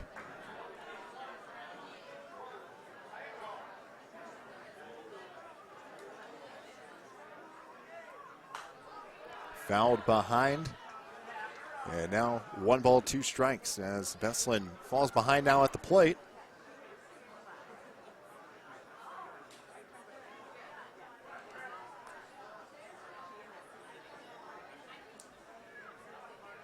And the 1-2. And having some trouble, Brandon Brolin behind the dish fell to his knees, and Beslin was right there to help him get back up, and now the count's even at 2-2. Again, a tip of the cap to Chaska here tonight. A wonderful host for this amateur state baseball tournament. Laced out to right field, down for a base hit. Make that 3 hits now in this top of the fourth for the Dumont Saints, as they are finding their offense here tonight at the dish in the top of the fourth with 2 runs across here in just 1 out so far as Eric Deal steps to the plate. And now there's going to be a mound visit. Oh, excuse me, not a mound visit. It's going to be a pinch runner as Ty Peterson makes it over to first base.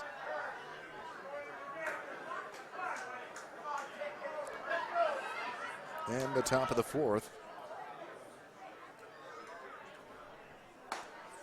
And the pitch to Deal is in for strike 1.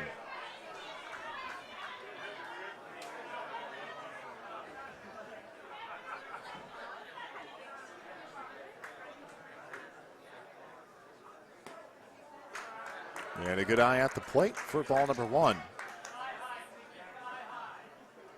Peterson, no stolen bases so far this season, according to the stats that I have for the Dumont Saints.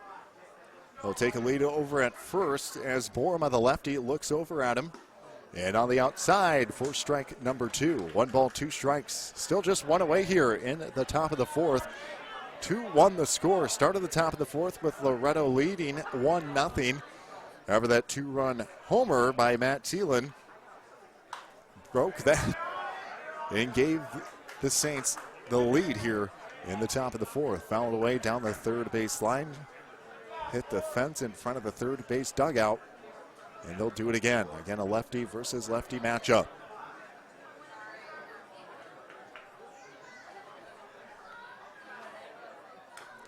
And a swing and a foul ball chopped behind the catcher.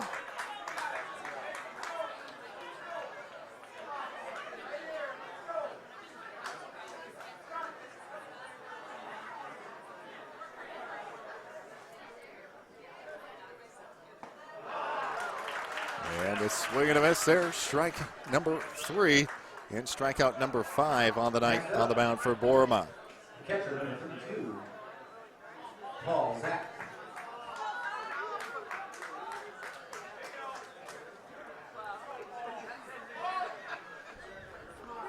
So 2 away here, 1 runner over at first in a 2-1 ball game, top of the 4th. Borma looks over, and now he'll come forward and miss with ball number 1.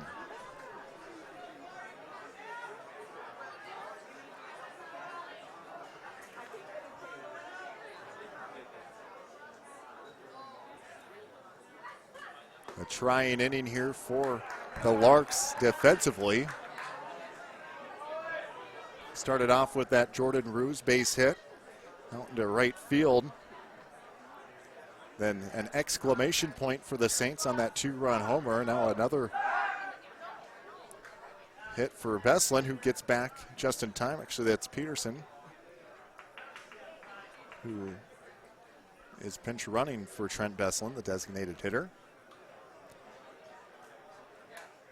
Paul Zach digs in, 2-0. Dangerous count here for Borma. And he'll try to rip one, but goes down the first baseline for strike number 1.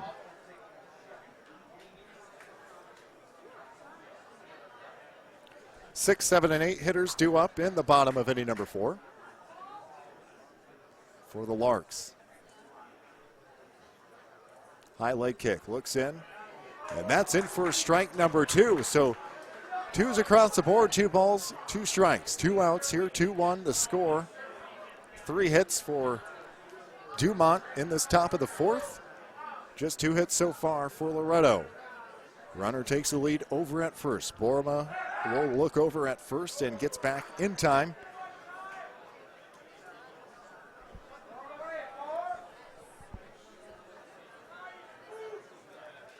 That's a good dig over there by Brad Koski just to make sure that didn't get past him. Payoff pitch, 2 balls, 2 strikes, strike number 3 to end the inning, but the damage is done. A 2-run blast here in the top of the 4th makes it 2-1. We're headed to the bottom of inning number 4 as the Saints lead here in this Class C state amateur baseball tournament on PrepSpotlight.tv. And he hammers that one to left. It's got a chance. It is deep, and it is gone. 2-1 delivery, smack towards right field, and a leaping grab is made by Jake Smith. Wow. 3 consecutive base hits to left field. Storm turns on one, drills it deep to left. It is gone! Going right down the middle, ripped to center, and going down and making the play. Pitch, line to left. Will it fall in? It will be caught. A diving catch out and left. Comes back over. That is going to find its way up the middle, and 2 more runs will score. Trocky. Luis Massa swings and hammers one deep to left field. That ball is gone. Here's a 2-2. Fastball swung on, hit to the right side. It's going to be fielded there. Ilshire goes to second, throws it away. And Roos will come in to score.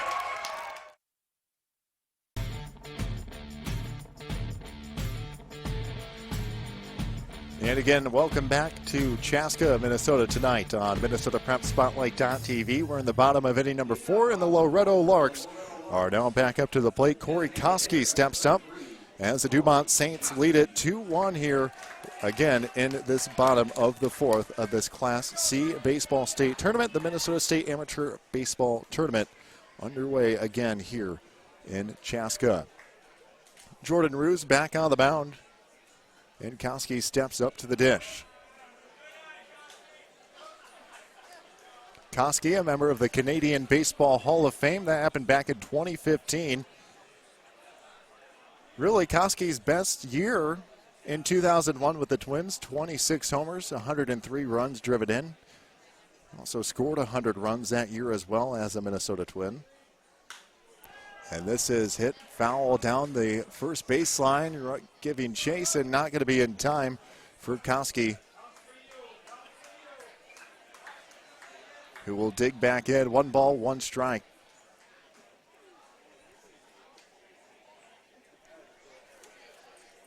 For number 33.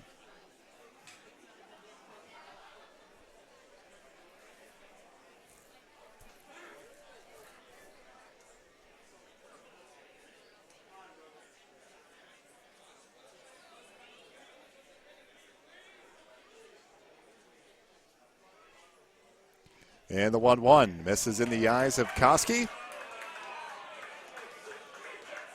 as the crowd thought it was going to be a strike.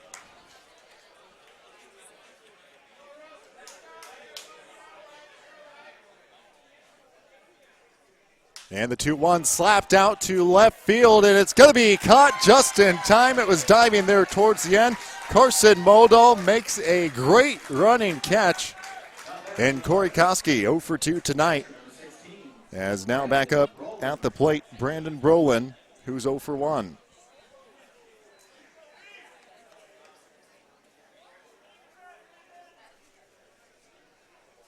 So one away here after Koski flies out to left field. And Brolin back in again. Ruse delivers, and it's a strike. No balls, one strike.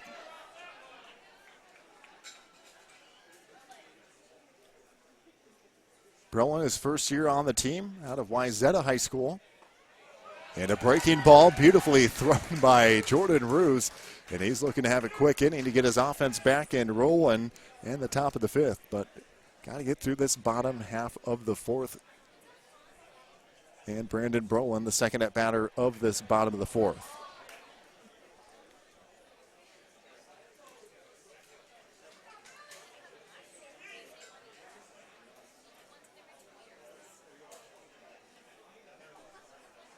One ball, two strikes here. Righty versus righty matchup. 2 hits so far for the Larks, 3 hits for Dumont.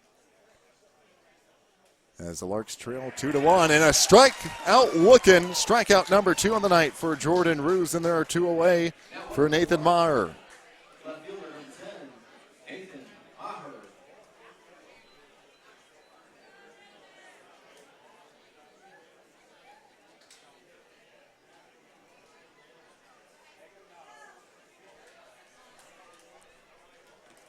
And the first pitch over to Maher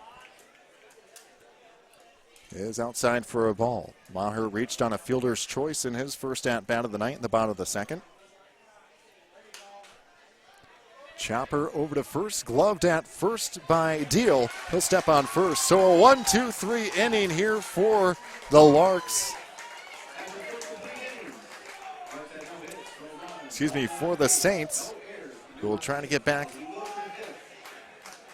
and rolling again with the bats in the top of the fifth. We'll be back after this. 2-1 the score. To the top of the fifth we go on MinnesotaPrepSpotlight.tv. Nobody does high school sports like PrepSpotlight.tv. Your home for Minnesota State tournament action is also where you can find the best weekly action during the regular season in 2021. We make it easy to be a high school sports fan at PrepSpotlight.tv.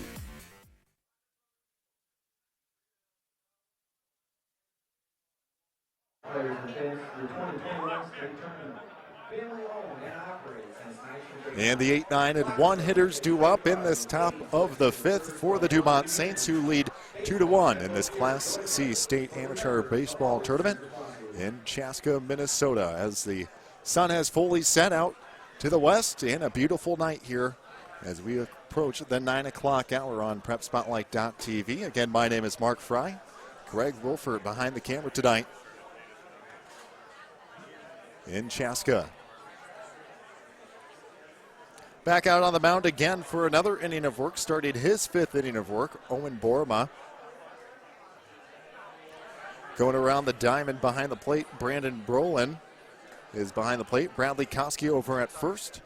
Evan Spevacek is over at second base. Keenan Hodgkin is at third base. Kent Cook at shortstop.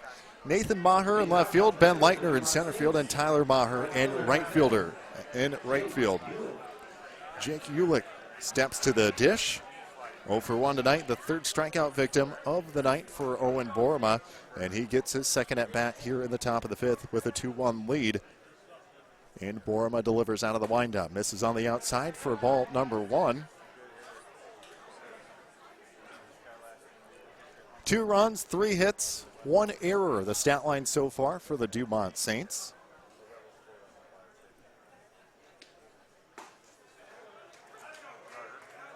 And that one misses on the outside part of the plate.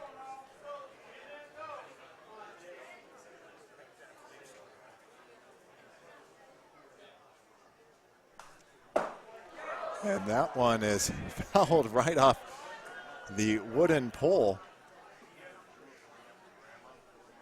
up on the press box. So 1 ball, 2 strikes to Ulick.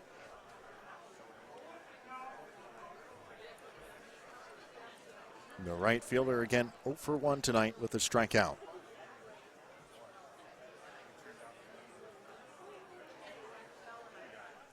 And Borma out of the windup on the 1-2, high up in the eyes, and Ulich is down swinging. His second strikeout at the dish, and 7th strikeout of the night for Owen Borma on the mound. Now Carson Modal will step up to the dish, 0 for 1 tonight.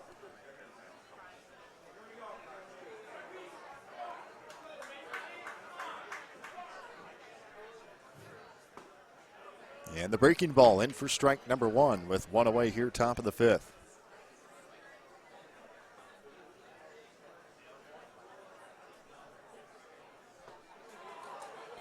And strike number 2. Borma, quick work so far, has a strikeout here to start off 0-1. And now 0-2. Borma looking for back-to-back strikeouts. Chopper over to shortstop and through the legs of Kent Cook. And Modal is on. That should be the second error of the night.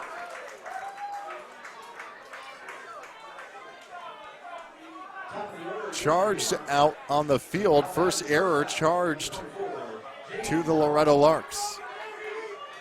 And it will be an E6. So both teams now with an error on the night. In a 2-1 ball game, 3 hits so far for Dumont. Loretto with 2 hits. And that misses on the outside for ball number 1.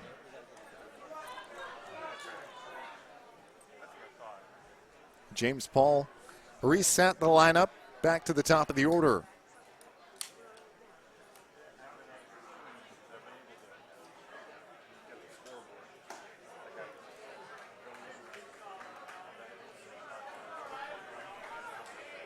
One ball, 1 strike, 1 away.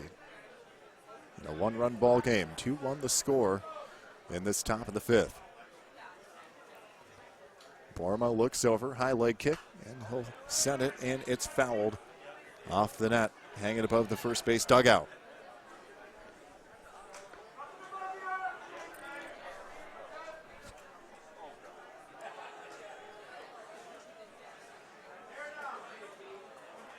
The Saints in a good spot here in the top of the 5th with just 1 out in their top of the order back at the dish.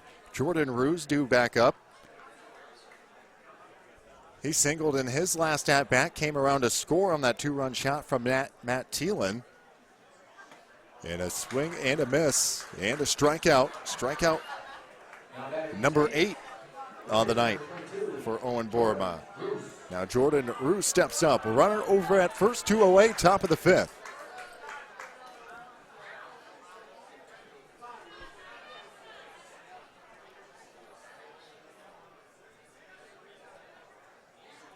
And the leg kick and a swing and a miss. Half-hearted swing there from Roos.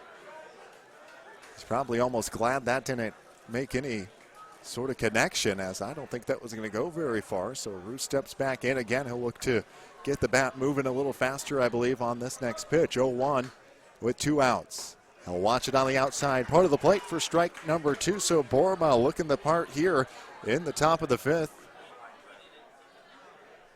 After a runner reached on the error from Kent Cook over at shortstop.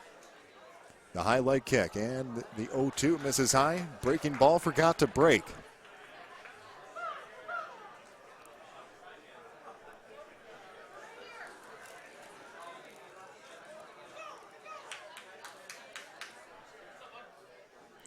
Modal takes the lead over at first. Borma looks over, high leg kick and hit, and it will be down for a base hit. And it will look like Modal stays at second. So now 2 for 3 on the night for Jordan Ruse. And now Matt Thielen, as you might remember, in the top of the 4th, gave his team the lead with a swing of the bat, a 2-run blast in the top of the 4th. Made it 2-1. Just laced it down the right field. And he'll look to keep the offensive production moving. Officially 1 for 2 tonight with a strikeout and that 2-run blast to his name, and misses high in the eyes for ball number 1. 4 hits now as a team for the Dumont Saints. Loretto with 2. 1 error each in a 2-1 ball game.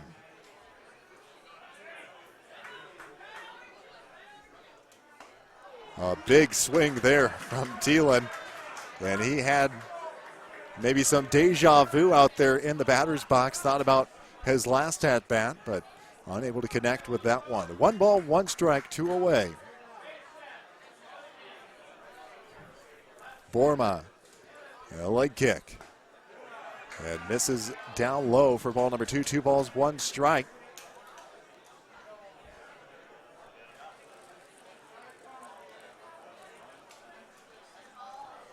Again, the 2-1. 2 runners on here. 1 hit in this top of the 5th. Big swing from Thielen, swung right through it, and he knows he missed a good one across the plate. The big pitch here, maybe the biggest one of the night for Owen Borma. 2 on, 2 out, and a 2-2 count. Swing and a miss. Strikeout number 9. Borma strands 2 as they head to the bottom of the 5th. 2-1 the score. 1 hit, 1 error, 2 left on base. No runs for the Saints in this 2-1 ball game. We'll be back after this on MinnesotaPrepSpotlight.tv. Celebrate the end of the 2021 Town Ball season. Join your teammates, rivals, and ball fans from around the state at the Twins game on September 11th. Special ticket pricing for Town Ball players and fans. Salutes to the newly crowned champs and a very fun night at the ballpark. Order your tickets at twinsbaseball.com/townball and wear your town's team colors to Target Field on September 11th.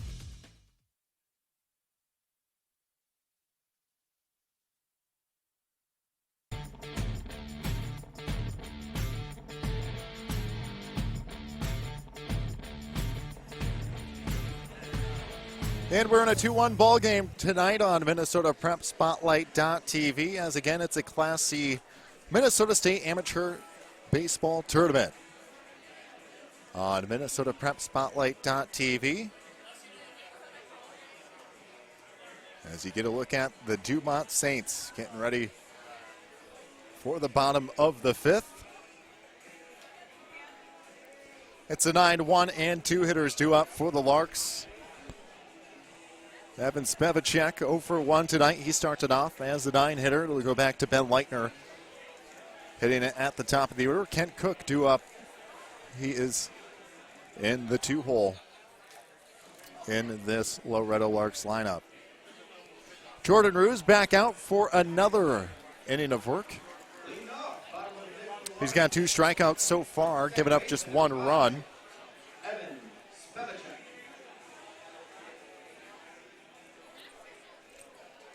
Both teams have stranded 4 runners so far in this one as we get set for the bottom of inning number 5. Again, Spevacek at the mound, at the plate, and the breaking ball to start off the bottom of the 5th misses for ball number 1.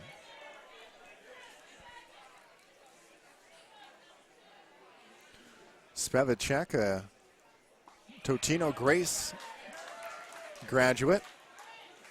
2nd year on the team. His first state tournament appearance came into the evening batting just over .250. And the 1-1 to Spevacek. Misses on the outside for ball number 2.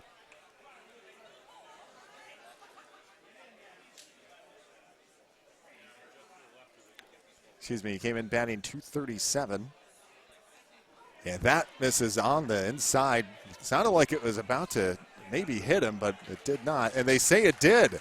So they said it hit Spevacek, and he reaches after getting hit.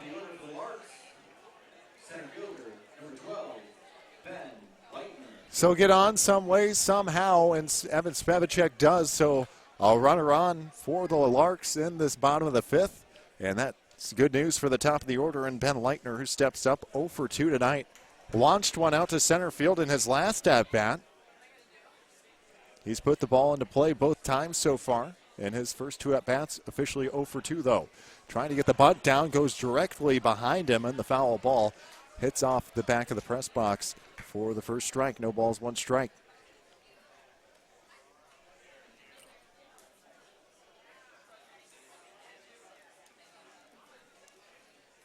$17 driven in on the year for Leitner, and he's looking to possibly tie it up.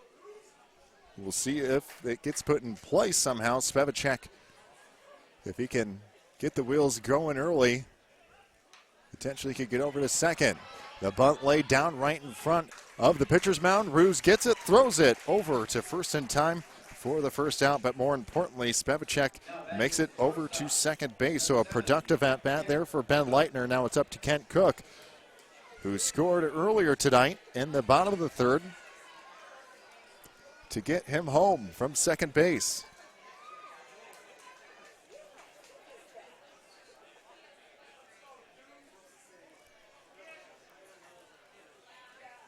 Again, Cook scored on that pass ball. And trying to get some more offensive production here. Misses high with ball number 1.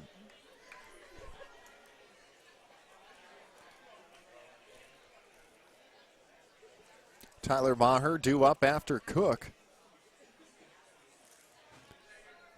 And Spevacek takes the lead at second. No one holding him on. And a swing and a miss from Cook. And it's now 1-1 with 1 out in the bottom of the 5th. Just past the 9 o'clock hour here on Prep Spotlight. In the wonderful city of Chaska. And a breaking ball in the eyes. And it's 2-1.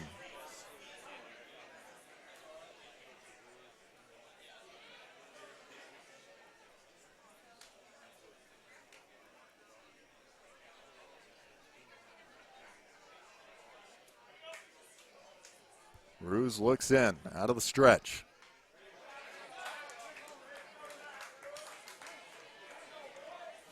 You got to give credit to Jordan Ruse on the mound tonight. He has thrown a lot of pitches, been in a lot of lengthy at-bats, but still some way, somehow, and it's because of that 2-run blast in the top of the 4th from Matt Thielen, they got the lead, and Ruse looking to continue to throw some shutout baseball here tonight for his Dumont Saints team. The righty out of the stretch.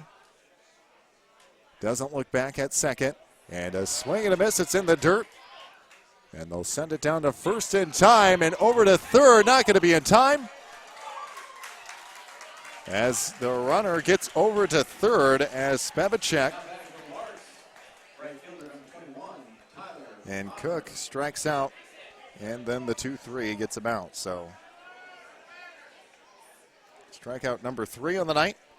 And now Tyler Maher steps up with a runner 90 feet away to tie it up. 2-1 our score here in Chaska. The Minnesota Twins leading 2-0 over the Milwaukee Brewers at the moment. And a swing and a miss. As Maher wanted to score Spevacek from third, he wanted to score himself with a homer, but swung right through it for strike number 1.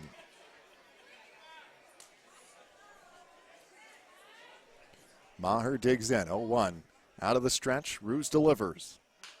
Chopper outside the hand, not going to get through, and over to first, 6-3. That ends the inning. And they'll strand runner over at third. No runs, no hits, no errors. A runner left over at third. 2-1 the score. To the top of the 6th we go. The Dumont Saints lead it here tonight in Chaska. We're back after this on Minnesota Prep Spotlight.tv. Town Ball Tour. Head to the small towns and tell people what it's all about. A lot of excitement. Weather is fantastic. This place has been here since the early 80s. This is a baseball town. The town is here. The kids are here. It's safe. It's a wonderful environment. We certainly met some wonderful characters. Thanks for joining us for another season of Fox 9's Town Ball Tour.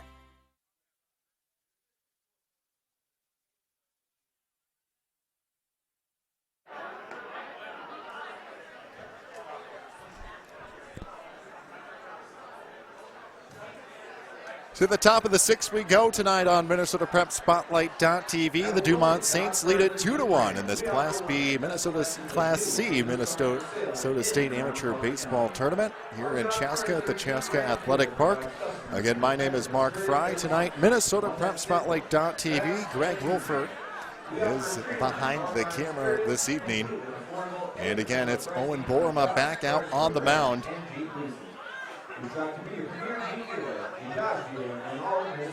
As he starts his 6th inning of work. Pat Kuzatz, Trent Beslin, and Eric Deal all due up. The 4, 5, and 6 hitters for the Saints all due up here in this top of inning number 6. 2 runs on 4 hits for the Saints so far. 1 error, 1 run on 2 hits, and 1 error for Loretto.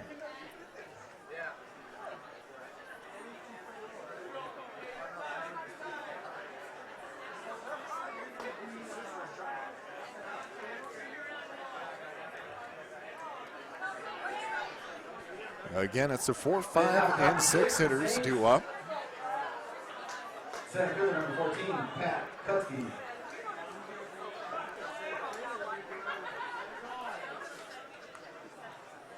And Borma will start out of the windup, and he starts the top of the 6th with a strike, as he's done so many times before in this game. And he's quick to get back onto the mound. And Kuzatz walks his way into the batter's box, batting left-handed. Oh, and a well-placed bunt. Borma able to get over to it, though, and makes a great play. That was a tough play for Borma, as his momentum as a lefty takes him to his right, stepped over, got the baseball, and threw it to first off the bunt from Pat Kuzatz for out number 1. Good idea there from Kuzatz, just trying to get some sort of base runner in this 1-run ball game. And Borma misses with a ball to Trent Beslin. Beslin 1 for 2 tonight, had a single in the top of the 4th, struck out in the top of the 2nd. And a swing and a miss there.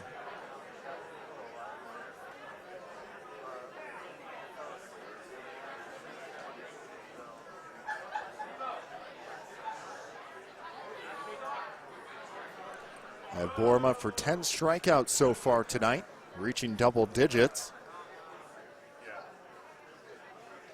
But unfortunately for Borma, the hits he's given up have been well-timed hits. And the most timely of them all in the top of the 4th to Matt Thielen, a 2-run blast that gave Dumont the lead. Misses with the ball, makes it 3-1. With 1 away in the top of the 6th. Borma shakes off the sign. And an off-speed pitch on the outside part of the plate for strike 2, runs it full. Eric Deal due up, he's 0 for 2. A couple of strikeouts as he awaits his at-bat as Borma winds and delivers. And a ball on the outside part of the plate. That'll send Beslin over to first, and I'm sure there will be potentially a pinch runner, but they will say there is not a pinch runner.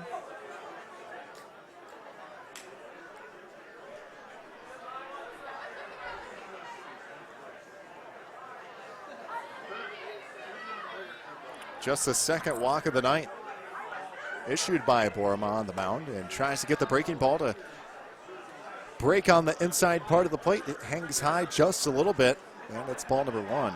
Those breaking ball is what got him in trouble in the top of the 4th. Just hung one a little too much, and Matt Thielen hung it out to right field for a 2-run blast. But he's been really dialed in ever since then in a 1-run ball game. With Borma falling behind again, and a 2-0. Deal digs in, and a strike down the heart of the plate for strike number 1. So these 2-0 counts have been kind so far to Borma on the mound, as the Saints really have not tried to tee off on the 2-0 counts. Hit over to shortstop. Can they get two? Out at one. No, it's going to get airmailed over the second baseman's head, and they will not send him from second to third. So an error over at shortstop, and Beslin thought about moving over to third, excuse me. And if the Larks are going to airmail a baseball like that, at least it doesn't cost them an extra base. So Beslin stays over at second, Deal is over at first, and an error charged to Kent Cook, and I believe that's his second error of the night. And walking out to the mound, we could have a pitching change. Again, a 2-1 score in the top of inning number 6. And they're going to leave him out there. So Owen Borma will stick out there, at least for now. And Paul Zach digs in with one away and 2 runners on. And an opportunity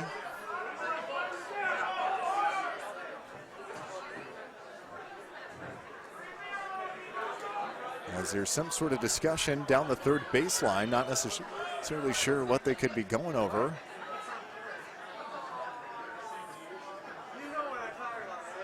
Could just be a substitution down the first baseline at first, but still the discussion continues.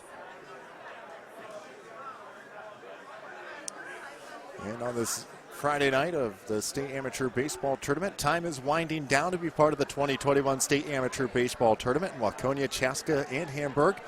Get out, support your community, or if you just love the game of baseball, you don't want to watch some winner-go-home baseball games at fantastic venues, there's nothing like tournament time. If you can't make it to the games, prepspotlight.tv/townball has all the games at affordable prices. Enjoy the tournament at the park or on prepspotlight.tv. Timeout here on the field as they continue to discuss things down the third baseline. Maybe about the play at second base, not necessarily sure, as now Bryce Eggert comes over to talk with Mike Stitka.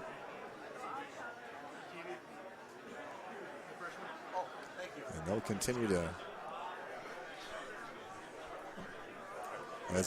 to discuss things. Again, right now, Owen Borma with one out here for Loretto on the mound. Eric Deal reached via the error from shortstop over to second base, and now they continue to discuss things down the third baseline. And at this point, maybe they're making dinner plans. I'm not sure what they're doing at the moment.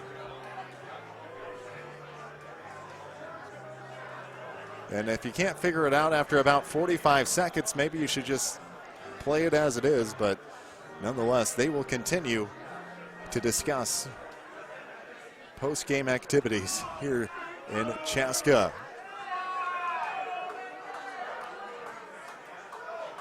Again, this is a Class C state baseball tournament, as Dumont beat the Richmond Royals 4-3 last Saturday in Waconia. Loretto had that first round bye, so this is the first time that they'll see anybody. That's tonight, and the winner of this one moves to Waconia next Saturday morning as they continue to pave the path to that championship ball game on Labor Day, Monday, September 6th at noon in Waconia.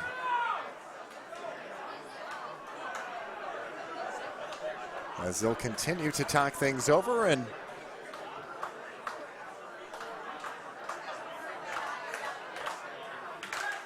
at this point, not really sure. And it looks like they will send a runner potentially out to second base. I think the discussion might be now if they can put a pinch runner in for the designated hitter, Trent Beslin.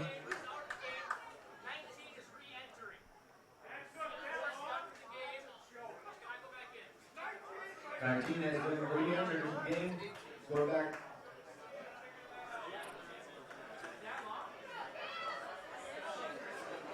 So Beslin is back in.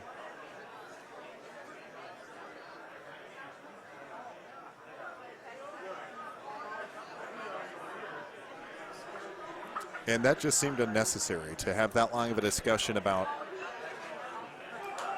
exactly what is going on, and really disrupts the rhythm of the ball game. But really, it's to the, if you're in a groove offensively, you kind of thwart that, and defensively, you're just kind of hanging out. Now they'll let Owen Borma warm up and get a warm-up pitch after that discussion down the third baseline, and welcome back to baseball. With Paul Zach at the plate, 2 runners on, 1 away, runners at first and second, and a 1-run ball game. 2 on the score, 4 hits so far for the Dumont Saints, who are at bat, and 1 error charged so far to the Saints. The Loretto Larks, 1 run on 2 hits, 2 errors. The second error of the night coming in this inning. And Borma misses on the outside part of the plate for ball number 1.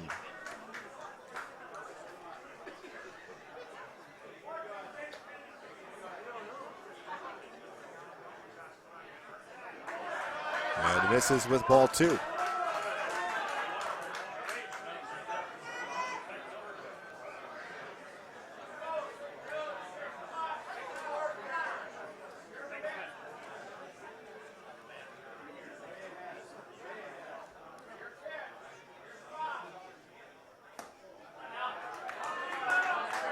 And 3-0 from Borma.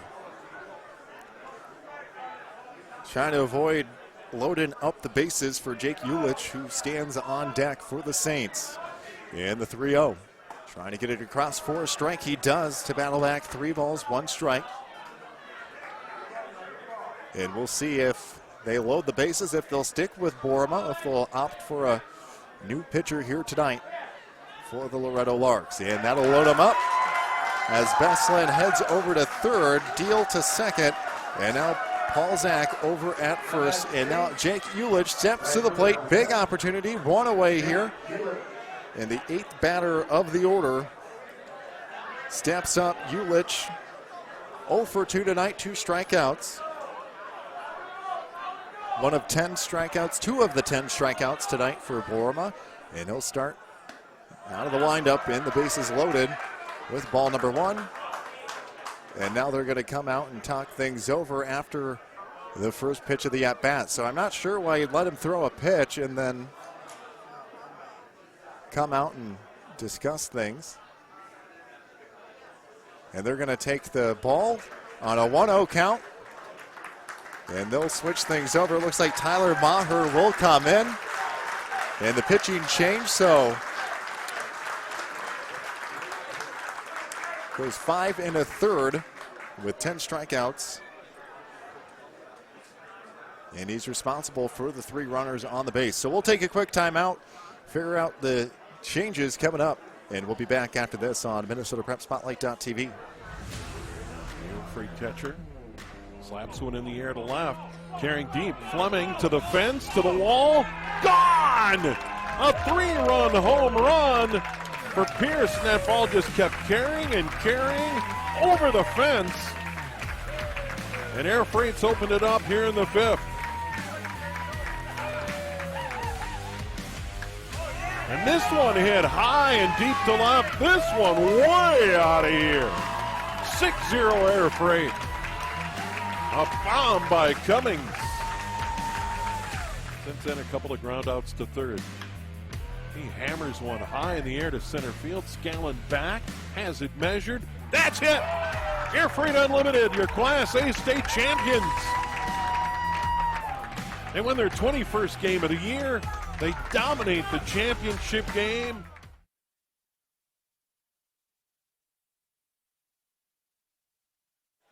And welcome back. Nick Kay is the new pitcher tonight for the Loretto Larks, and we have a new right fielder as well, as we'll try to get that number. But Nick Kay, the pitcher, coming in for Jordan Roos. Kay will start with a 1-0 count. Roos, 11 games so far this year, a 2.69 ERA. 53 strikeouts for Nick Kay. As we'll try to figure out who that is in right field. It might still be Tyler Maher. And it is still Tyler Maher. So Maher stays out in right field as Nick Kay steps to the mound with a 1-0 count and the bases loaded as he faces Jake Ulich. And the first pitch out of the bullpen is a ball for ball number 2. Again, a 2-1 ball game in this top of the 6th as the Saints lead it here tonight on PrepSpotlight.tv in Chaska, Minnesota. And that second pitch misses for ball 3.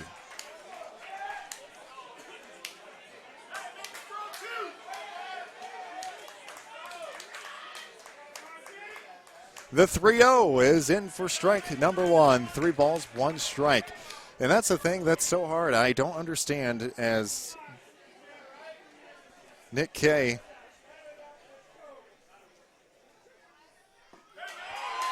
came in with a 1-0 count. Now he'll walk in a run.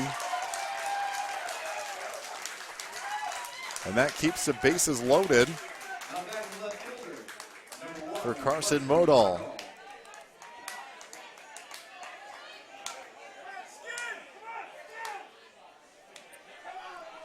So make it 3-1 now after the runner scores on the walk. And Carson Modal probably looking for a strike, and he gets one right there from Nick Kay. Again, Owen Borma, 10 strikeouts tonight. I had him down for.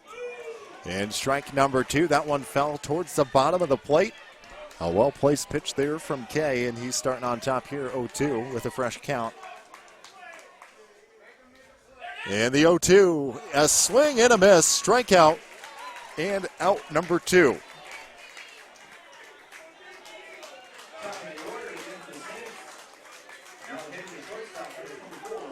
Back to the top of the order, number 24, James Paul, 0 for 3 tonight, a strikeout. Grounded out a couple of times as well.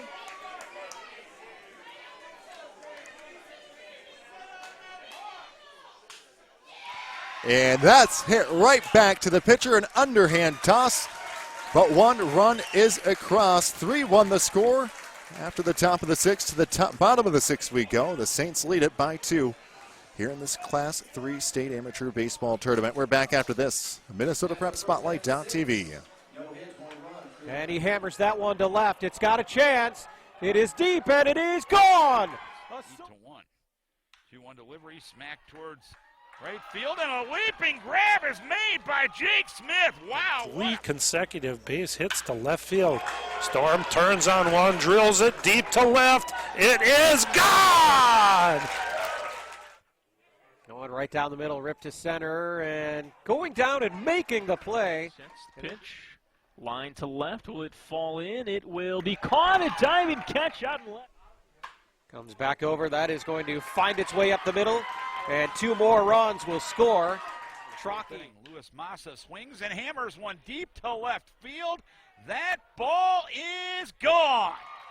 Here's a 2-2. Fastball swung on, hit to the right side. It's going to be fielded there. Ilshire goes to second, throws it away. And Roos will come in to score.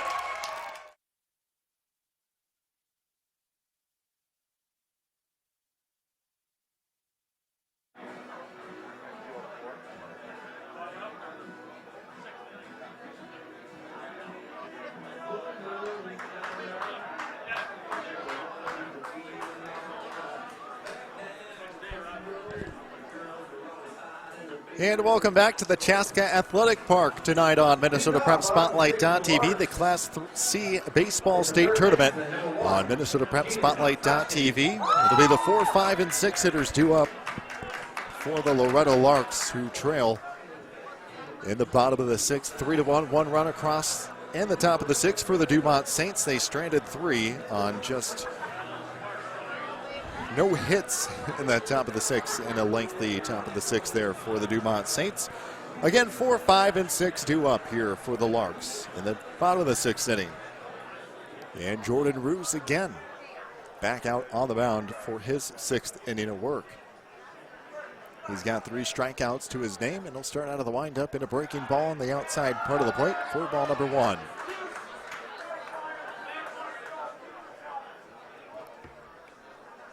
Hodgkin 1 for 2 so far tonight. Had a single in his first at-bat, grounded out to the first baseman in his second at-bat of the night, and watches it for ball number 2.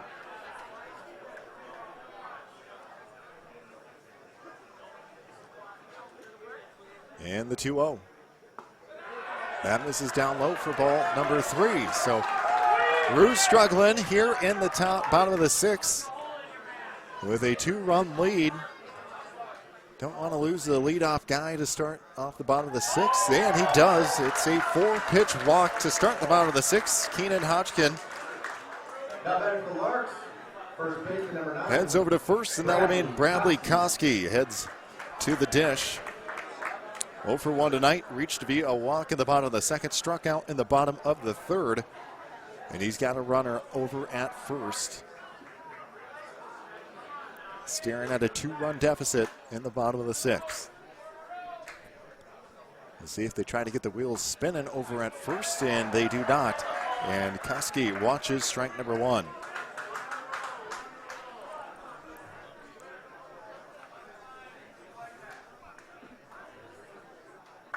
Ruse looks in. About a 3-step lead over at first, and it's fouled back just to the path near the on-deck circle where Brad Koski's father, Corey Koski, watches on.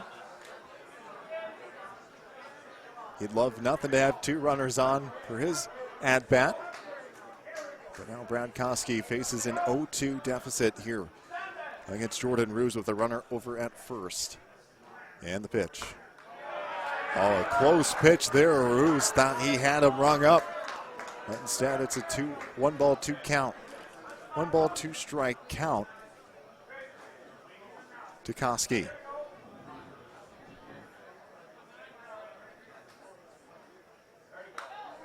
And that's fouled back. Makes the crowd jump just a little bit to my left. You're never quite sure if the net's going to stop it as a fan, as you're just sitting right behind the net. And I'll admit I jump sometimes too, sitting right here, especially when it comes screaming back towards the net in the backstop. Runner takes the lead at first and on the outside part of the plate for ball number 2. Flirting with the strike zone there. Some good pitches here from Ruse, looking to put Koski away.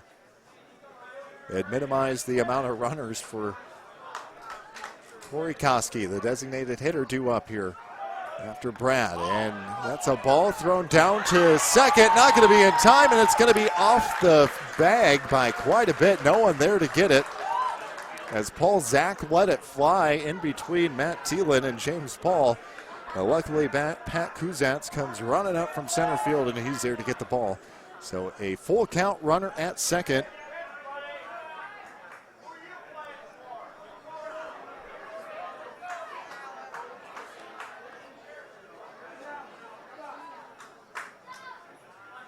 And again, the full count. Ruse looks in.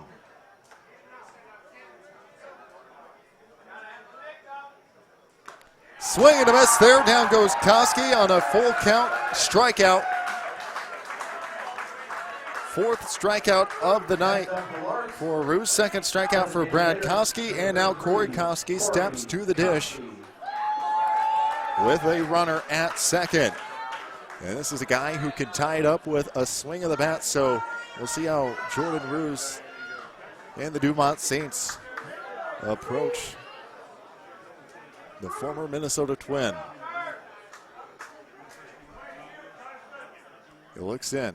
Koski set. And a breaking ball misses high for ball number 1.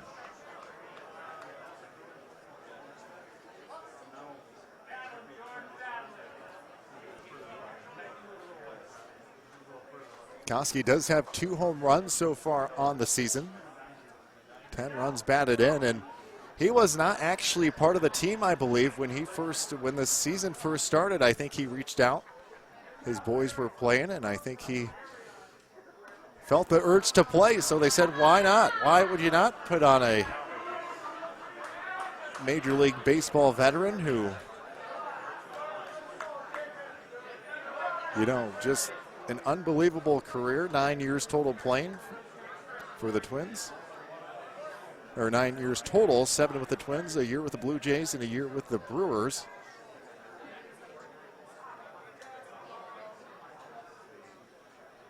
And now Ruse is down 2-0 to Koski. Oh, and that's a good pitch. Would have been a tough one to turn around for Koski, and it's 2-1. Again, back in 2001, that was the year for Corey. 26 home runs with the Twins, 103 driven in. Scored 100 runs himself. 2-1. Ripped down the first base line, and that one goes screaming into the tent. And it's even at 2-2. Got to have your head on a swivel down the first baseline with him at the dish. And luckily, doesn't sound like anyone is going to go home with a bruise after that one. 2 balls, 2 strikes, 1 away. Runner at second.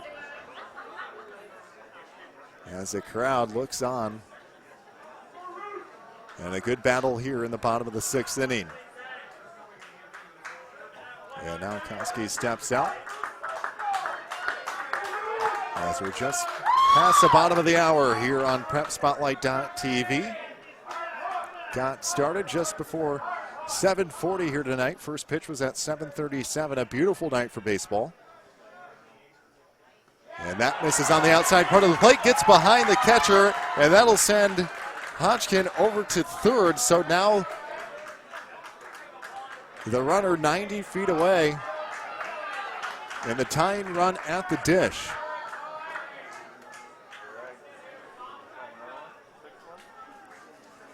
Brandon Brolin looks on. He's due up after Koski.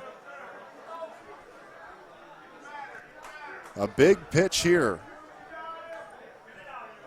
for Jordan Ruse. I'm curious to see if they go with Ruse again in the bottom of the 7th, but they'll just have to get through here in the bottom of the 6th.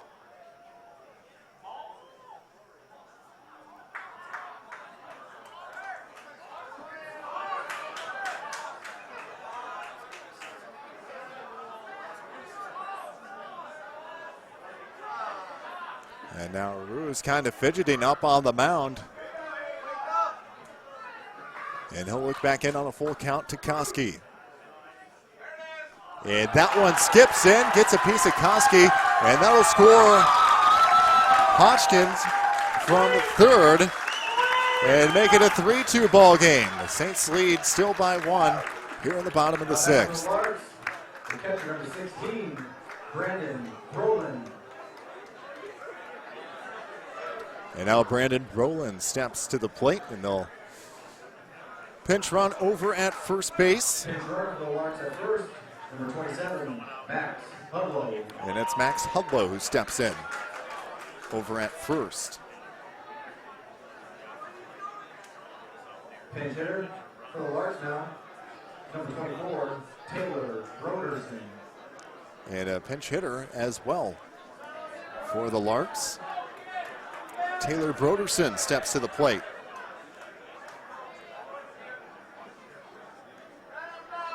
Here in the bottom of the 6th, replaces Brandon Brolin. So 3-2 the score. Loretto still trails by 1. And the first pitch to Broderson is a strike on the outside part of the plate for strike number 1. Still just 1 away here in the bottom of the 6th. 2 runs on 2 hits for the Larks, 3 runs on 4 hits for the Saints. And a breaking ball, beautifully placed on the inside part of the plate for strike number 2. Ruse looking for a strikeout in out number 2. With Nathan Maher due up after this. It's the 2, 3, and 4 hitters for Dumont in the top of the 7th. Swing and a miss there for the pinch hitter, and Broderson goes down on strikes. Strikeout number 5 of the night, and Nathan Maher steps to the dish. Nathan Maher. 0 for 1, reached on a fielder's choice in the bottom of the second.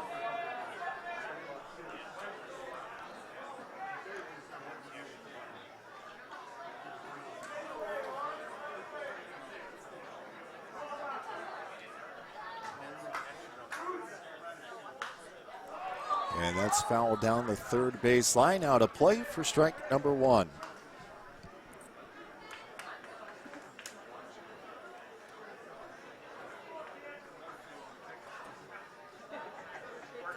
Temperature remains steady here tonight in Chaska, 71 degrees. That started with 73 degrees. A play at second. It's going to be in time for out number 3. Paul Zach. A heck of a throw to get Hudlow out. And that's how we'll end the bottom of inning number 6. 1 run is across. It's 3-2 as the Saints head back to the dish in the top of the 7th. Again, it'll be the 2, 3, and 4 hitters for the Dumont Saints when we come back. This is the Minnesota State Amateur Baseball Tournament, Class C Baseball State Tournament on MinnesotaPrepSpotlight.tv.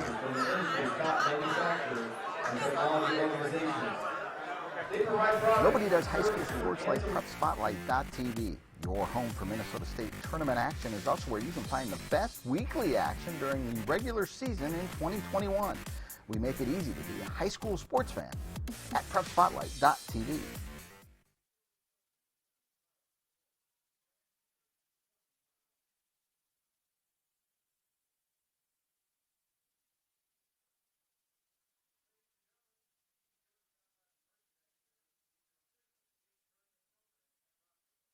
A great deal, folks.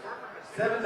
Get your both books at the merchandise window at the back. To the top of the 7th we go, a 3-2 ball game on MinnesotaPrepSpotlight.tv. A good one so far as the Saints took the lead in the top of the 4th. Haven't looked back yet.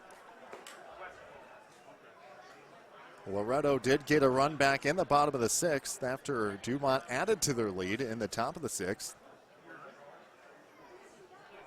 It still remains 3-2, as now it'll be Jordan Roos. Matt Thielen and Pat Kuzatz due up here in the Saints half of the 7th inning. Again, I'm Mark Fry, MinnesotaPrepSpotlight.tv. Happy to be with you on this Friday night as we get the weekend rolling with some baseball here tonight on MinnesotaPrepSpotlight.tv. And the first pitch in the second inning of work for Nick Kay. Actually, he came in the 6th. Chopper hit over to the 3rd. It's going to split the 3rd and shortstop, and it's a single to lead off for Jordan Roos in the top of the 7th. He's 3 for 4 tonight, 3 singles for the pitcher. Second baseman, number 7, Matt Thielen. And he's come around to score on one of them. And Matt Thielen digs in. 1 for 3 tonight. That one hit, though, a 2-run blast in the top of the 4th to make it a 2-1 ball game.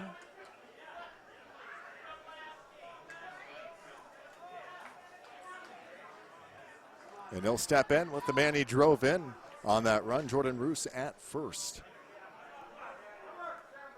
Kay looks in and he'll look back and throw it over to first. A lazy throw by Kay from the pitcher's mound over to first.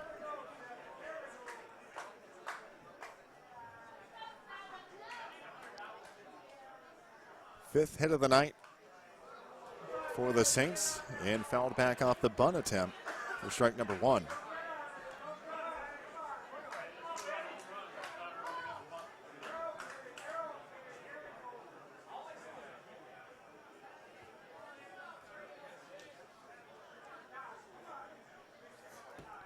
No balls, 1 strike. Runner takes his lead at first, and they'll go back over a little bit of a sharper throw there from the pitcher.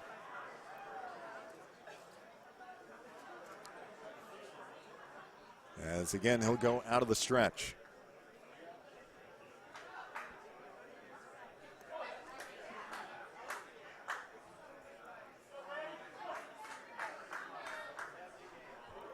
Again, Matt Thielen at the dish, righty versus lefty matchup, and they'll get him over again. That's going to be even closer. And he's got a good pickoff move. Okay, not messing around with Jordan Ruse over at first. Ruse takes another hefty lead over there. And a swing and a miss on strike number 2.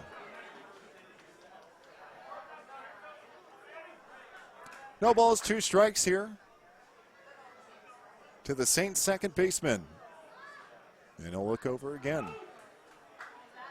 And a strikeout looking. Thielen goes down looking. His third strikeout of the night. And the second strikeout for Nick Kay on the mound. And one away, Pat Kuzats steps to the plate. He's officially 0 for 3 tonight. A strikeout to his name. And one away in this top of the 7th. A late swing there from Kuzats. And he's down 0-1.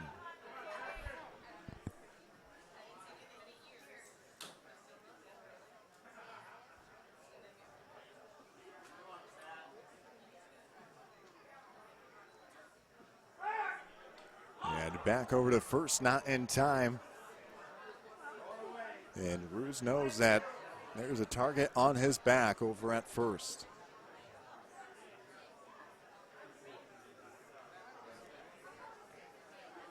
And the 0-1. On the outside part of the plate, strike number 2. So Kay looking good out of the bullpen. Came in the top of the 6th on a 1-0 count. A run did cross with a bases loaded situation.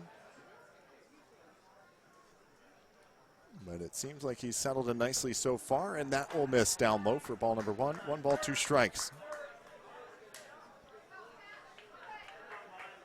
And the Larks want a quick inning, want to get those bats rolling. It's the 8, 9, and 1 hitters due up in the home half of the 7th, and that one misses, and it's a strikeout.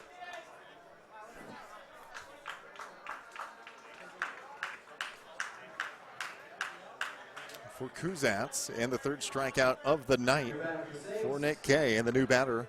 Number 18, Cameron Model. And a batter, Cameron Model, steps up.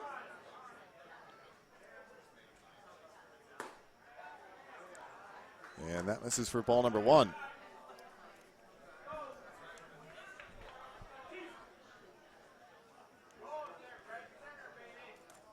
Modal batting for himself. He's the 3rd baseman. Chopper over to shortstop. Is it going to be in time? Over to first and out number 3. So Modal grounds out to the shortstop. And that's how we finish the top of the 7th. Time to stretch here in Chaska. It's a 3-2 ball game. We're back after this on Minnesota Prep Spotlight.tv. Celebrate the end of the 2021 Town Ball season. Join your teammates, rivals, and ball fans from around the state at the Twins game on September 11th. Special ticket pricing for Town Ball players and fans. Salutes to the newly crowned champs and a very fun night at the ballpark. Order your tickets at twinsbaseball.com/townball and wear your town's team colors to Target Field on September 11th.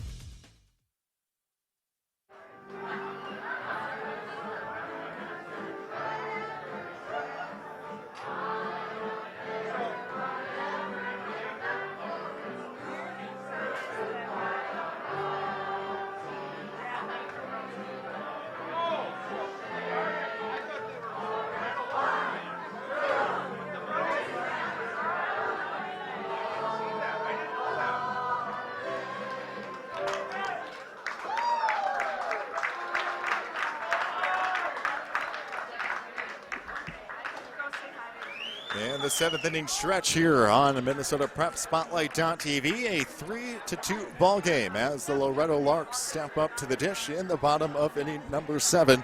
Again, the 8, 9, 1 hitters all due up here tonight for the Loretto Larks in the bottom of the 7th, as it's Nathan Maher due up for the Larks And he is 0 for 1 tonight, reached on a fielder's choice. Here's an update around the tournament with the other games around tonight. And again, he couldn't have asked for a more beautiful night here tonight, as maybe a little bit of a breeze would have been nice, but we'll just do without the rain. Again, partly cloudy skies, 71 degrees. As again, back out on the mound, Jordan Ruse, who starts his 7th inning of work tonight for the Dumont Saints. Bottom of 7 for the Larks. Left fielder number 10, Nathan Maher. Ruse with 5 strikeouts on the mound tonight in a 1-run lead. And Nathan Maher steps to the dish.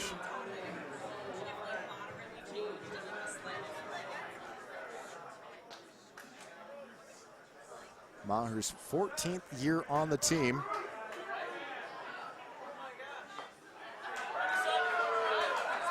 And a strike from Ruse.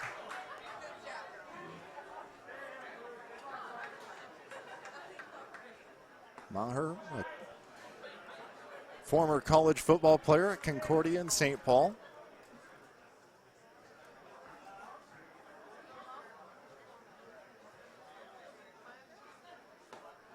And I believe the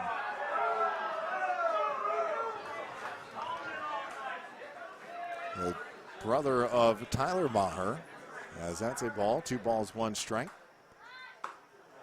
And on the outside part of the plate. That's one of the biggest things I learned at my trip over to Buffalo for that Fox 9 Town Ball tour is how embedded Town Ball is in families here in Minnesota. You hear one name and it's like you know the entire lineage of baseball players in that family, and a strike there from Ruse to run it full. And that's really true about the game of baseball, as it runs deep really in all parts of the country. The full count here. And a swing at, or strikeout looking. 6th strikeout of the night for Ruse on the mound. And now Evan Spivacek. He'll step to the plate. Got hit by a pitch earlier in the bottom of the 5th and flew out to shortstop in his first at bat. 0 for 1 tonight officially. Spivacek will look to get the wheels rolling at the bottom of the order for Ben Leitner, who awaits to reset the order on deck. And Ruse starts out of the windup following the strikeout. And that is inside for a ball. Again, going back to the lineage of baseball players across Minnesota. Swing and a miss there from Spivacek. You can tell just what baseball means to a lot of these communities as well, with their following, you know, especially with the Dumont Saints. As a good pitch, breaking ball on the outside of the plate. I mean, that's not a short drive to make on a Friday when it looks like it's going to rain. You're not really sure what the weather's going to be like. And on the outside part of the plate, runs it to 2-2. But the first fans I saw here were the ones who had to drive the farthest. The Saints fans were in full fashion and slapped over to second base, trying to get over to first in time. And it goes 4-3 for the out. Spivacek busting it down the line. Just barely misses getting there. And there's 2 away as they reset the order. Ben Leitner steps up for the Larks. Now batting center fielder number 12, Ben Leitner. And a close play at first makes it 2 outs here in the bottom of the 7th. 2 runs, 2 hits, 2 errors for the Larks. 3 runs, 5 hits, 1 error for the Saints. And a hard fastball on the outside part of the plate from Ruse, strike number 1.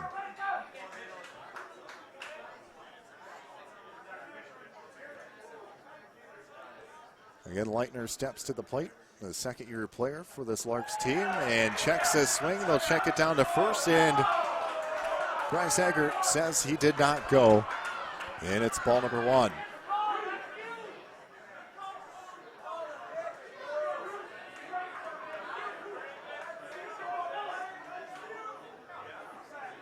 The 1-1 from Roos.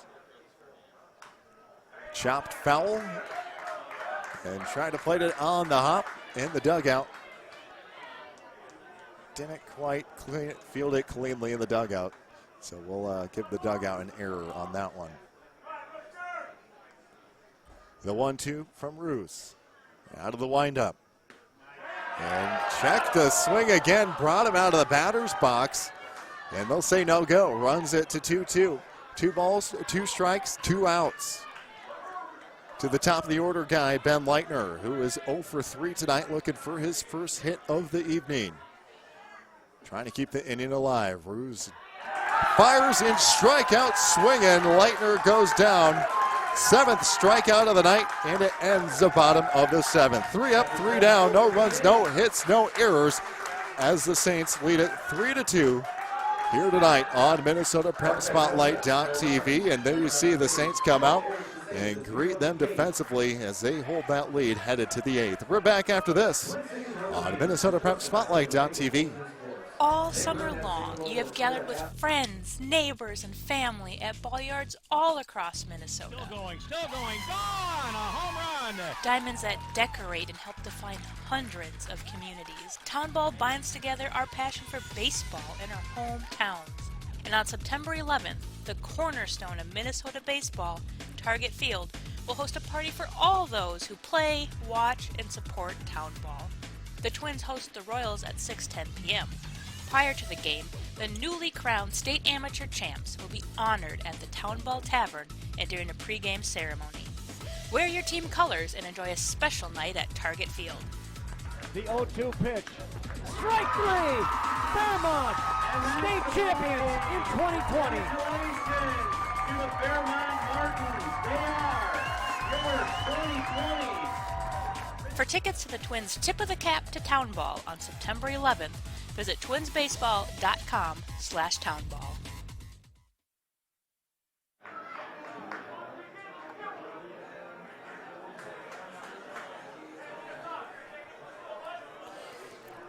And we're in the top of the 8th inning here as the Dumont Saints send Eric Deal, Paul Zach, and Jake Ulich to the plate.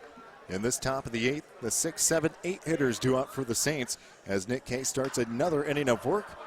Chopper up to the pitcher. Kay steps and first pitch out as Eric Deal goes down 1-3 and Paul Zach steps to the plate. Now back to the Saints, catcher number 2, Paul Zach.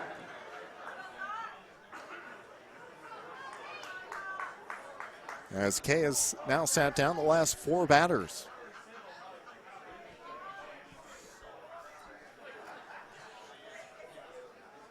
And Zach steps to the plate again, 0 for 1, a couple of walks. And he fouls that one back, and it hits the net, comes back down for Jake Ulich to run and get. Out of the windup, Kay fires and delivers. Strike on the inside part of the plate, and 0-2. Again, the winner will play next Saturday. And that's on the outside part of the plate. That game will be against Laconia. Against the winner of Sunday's game, launched down the right field line. That will drift out of play. And remain 1 ball, 2 strikes. Sunday's game in Chaska right here at 4:30 on PrepSpotlight.tv. The Sobieski Skis and the Isani Redbirds at 4:30 this Sunday afternoon on PrepSpotlight.tv. And did he go? They'll send it down and say he did. Strike number 3 as Zach goes down swinging. Strikeout number 4 of the night for Nick Kay. And Jake Ulich steps up to the plate.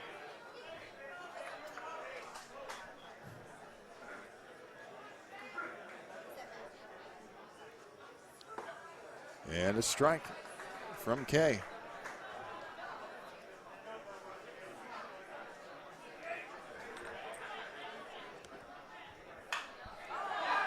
Hit over to shortstop, gloved backhand over to first, not going to be in time. He reaches on the infield single.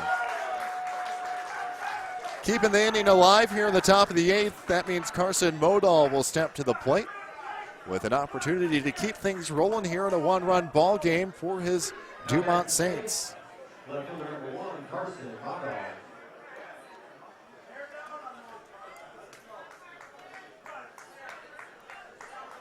Modal digs in. Ulich over at first. 2 away here. He'll take a lead.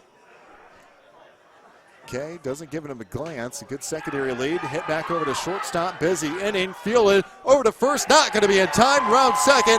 And Ulich is in at third. It's going to be a close play. And he got him. That'll end the top of inning number 7. Heads up play by Brad Koski. And Hodgkin applied the tag as Ulich got a little greedy. And we end the top of the 7th. The top of the 8th. With that excitement, the Loretto Larks trail by 1. They'll get the bats rolling in the bottom of the 8th. 2, 3, and 4 due up. We're back after this. Minnesota Prep Spotlight.tv. Town Ball Tour. Head to the small towns and tell people what it's all about. A lot of excitement. Weather is fantastic. This place has been here since the early 80s.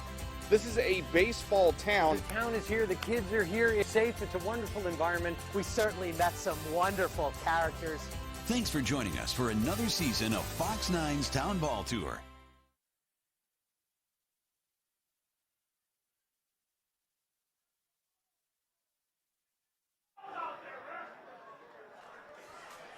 And welcome back. Bottom of the 8th inning here on Minnesota Prep Spotlight.tv as officials not happy with that call.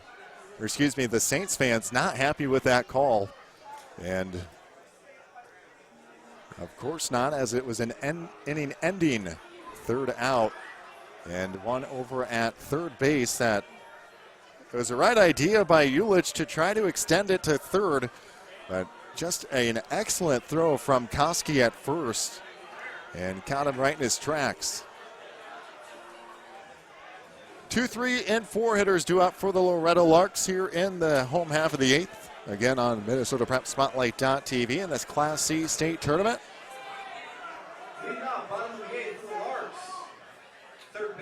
Happy to be with you on a Friday night.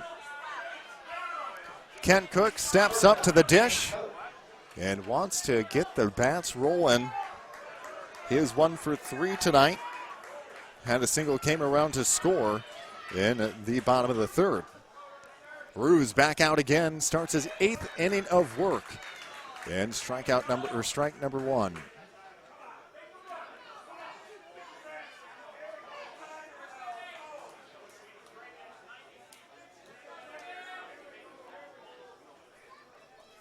The 0-1. Hit over to shortstop. A sidearm throw in time for out number 1. James Paul fielded it, watched it in perfectly. A little sidearm action. And there's one away for Tyler Maher, who steps to the dish. And he's 0 for 1 tonight. Reached via a walk twice in the bottom of the 1st, bottom of the 3rd, and grounded out to the shortstop in the bottom of inning number 5. As Ruse looks in,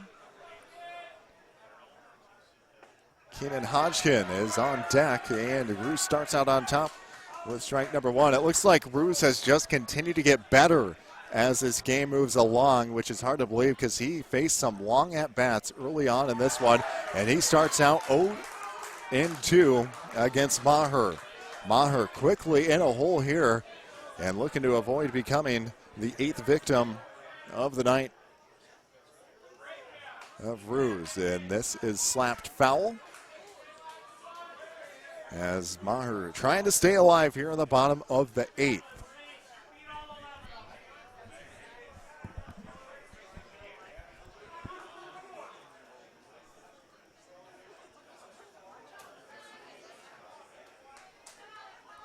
Maher, a deep breath, steps in. Righty versus righty matchup. The 0-2. One away here, 3-2 ball game, and they'll step off, and they'll do it again.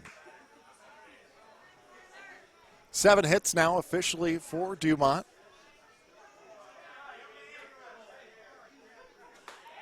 And on the outside part of the plate, ball number 1. 1 ball, 2 strikes.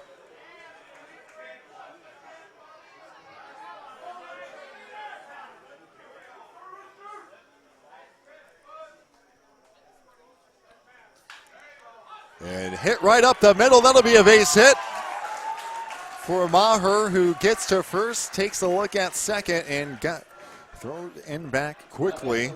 So a base hit with 1 out from Tyler Maher, and Keenan Hodgkin steps to the dish with a runner over at first.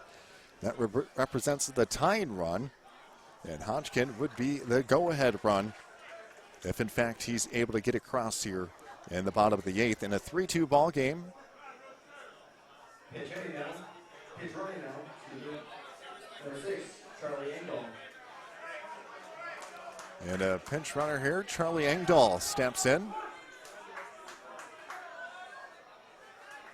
In the bottom of the 8th will be the pinch runner over at first for Tyler Maher, the right fielder.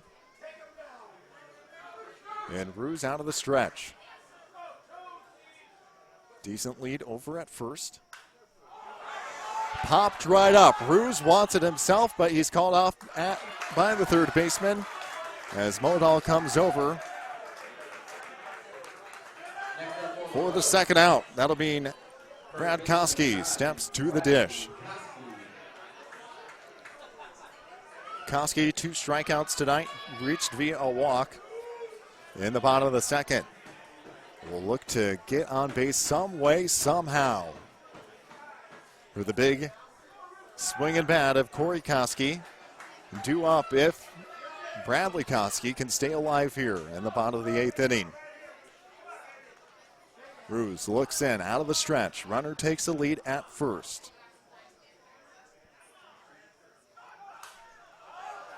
Trying to put a charge into that, but it goes foul for strike number 1. And Charles Engdahl over at first base.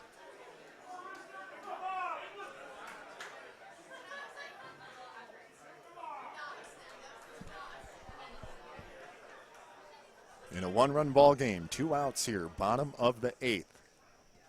Ruse out of the stretch, looks in.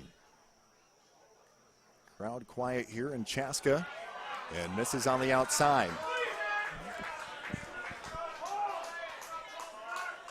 Evens things up at 1-1 in a 1-run ball game.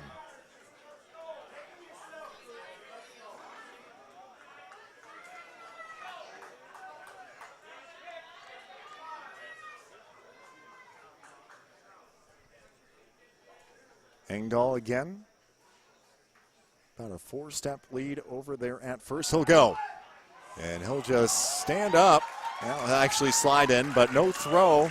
Zach lost it behind the plate. So a stolen base there for Engdahl. And now he moves up 90 feet. You'd have to think a ball in the gap would score him and tie things up here in the bottom of the 8th for Bradley Koski at the dish. Runner at second, 2 balls, 1 strike, 2 away here. Koski digs in, righty versus lefty matchup.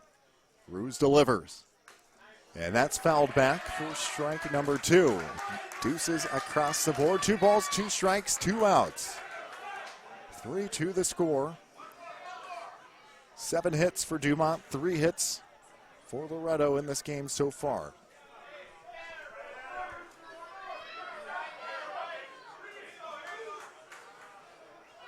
Again, runner at second represents the tying run in a 3-2 ball game, bottom of inning number 8. And they'll blow things dead behind the plate.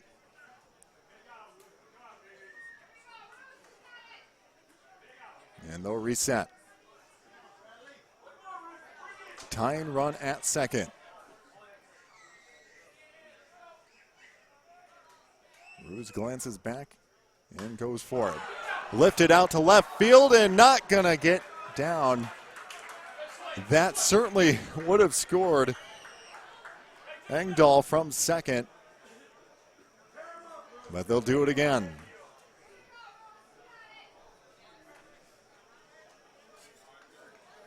Ruse takes a deep breath.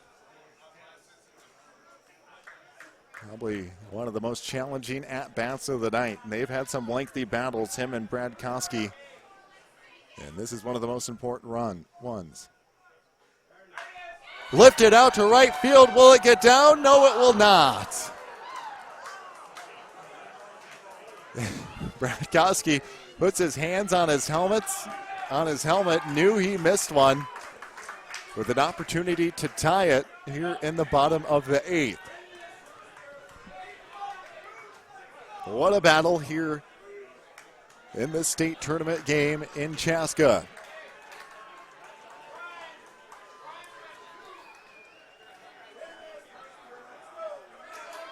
With his father, Corey, watching on from the batter's circle. Brad Koski digs in at the plate. Tying run at second. Misses high, and it runs full.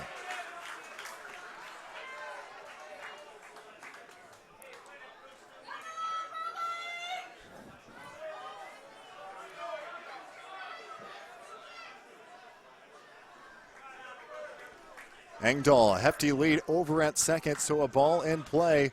He'll get a good jump on it. Ruse looks in out of the stretch to Koski. And that misses, and that'll mean Engdahl goes over to third on the pass ball.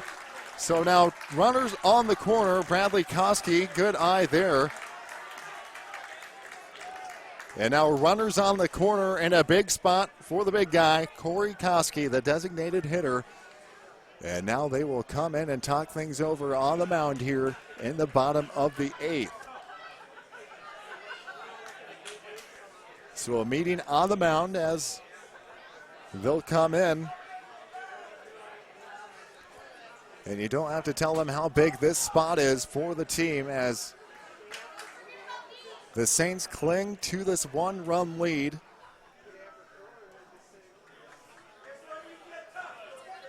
With a guy who could make it a 2-run deficit with a swing of the bat.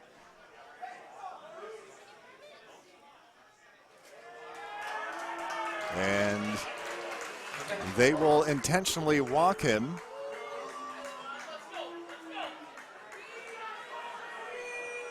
So Corey Koski takes a free pass down to first base. Bradley Koski over to second. And of course, Engdahl stays over at third. Now back to the Larks. Number 16, Brandon Rowland.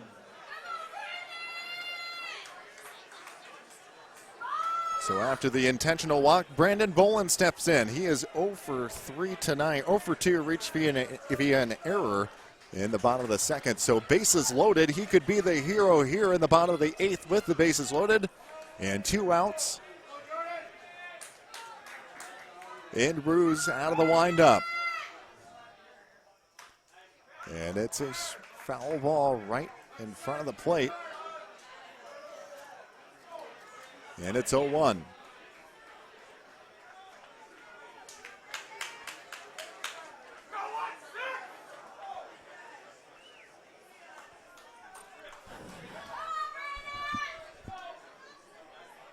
Brolin digs back in. Righty versus righty matchup. Bottom of inning number 8. 2 outs. Bases loaded in this 3-2 ball game.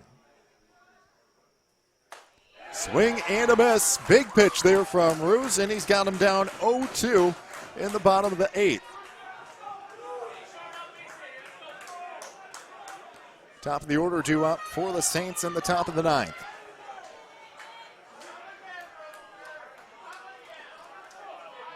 Bases loaded 0-2, and that's popped foul out of play, and they'll do it again.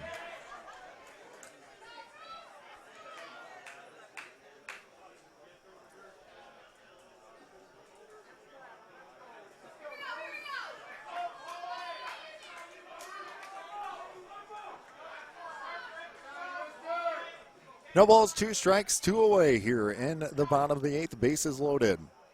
And they'll take a breath again. 6 runners left on base so far tonight for the Larks. And the 0-2 in the bottom of the 8th, and that's chopped foul.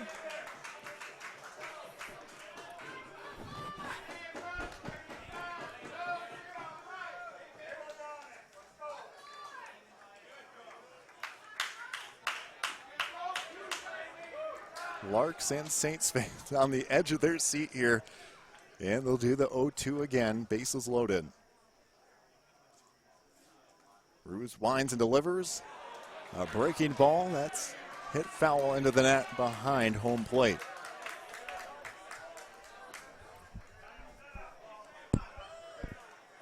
Anything in the outfield likely will give the Larks a 1-run lead here in the bottom of the 8th. On an 0-2 count with 2 outs and the bases loaded. Ruse looks in to Brolin. Head over to shortstop. Will they get him out in time? Over to second as it goes 6-4 to end the inning as Loretto strands 3 here in the bottom of the 8th. No runs on a tightrope walking inning for Jordan Ruse and the Dumont Saints here tonight in Chaska. They head to the top of the 9th with a 1-run lead. And it's setting up to be a good finish here tonight in this Class C state tournament game. We'll be back after this on Minnesota Prep Spotlight.tv. And he hammers that one to left. It's got a chance. It is deep and it is gone. 2-1. 2-1 delivery, smack towards right field, and a leaping grab is made by Jake Smith. Wow. 3 consecutive base hits to left field. Storm turns on one, drills it deep to left. It is gone! Going right down the middle, ripped to center, and going down and making the play. Pitch. Line to left. Will it fall in? It will be caught. A diving catch out and left. Comes back over. That is going to find its way up the middle. And 2 more runs will score. Trocky. Luis Massa swings and hammers one deep to left field. That ball is gone. Here's a 2-2. Fastball swung on, hit to the right side. It's going to be fielded there. Ilshire goes to second, throws it away. And Roos will come in to score.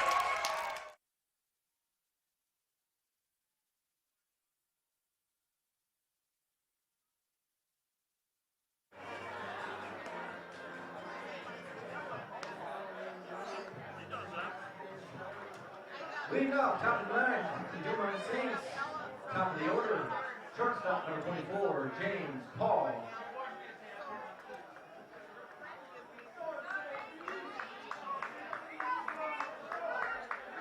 And welcome back to the top of inning number 9 on Minnesota Prep Spotlight.tv as the Loretto Larks will look for a 1-2-3 inning defensively so they can get back and try to win it in the bottom of the 9th. And they'll start with a strike from Nick Kay on the mound. To the top of the order, James Paul, wearing number 24, on an 0-for-4 night on the leadoff spot. And a ball on the outside part of the plate, 1 ball, 1 strike.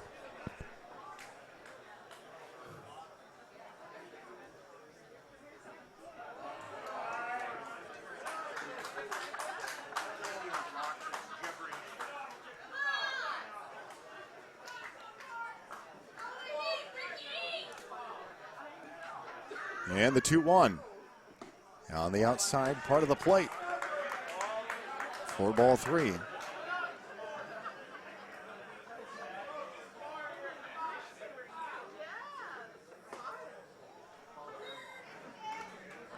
And runs it full on a battle back pitch.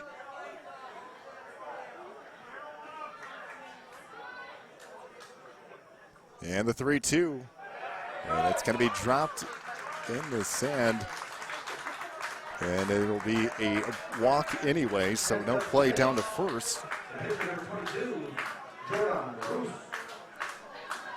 Jordan Roos steps back up, 3 for 4 tonight, looking for a 4-hit night, as he has been absolutely something on the mound. I mean, he has had one heck of a night on the mound.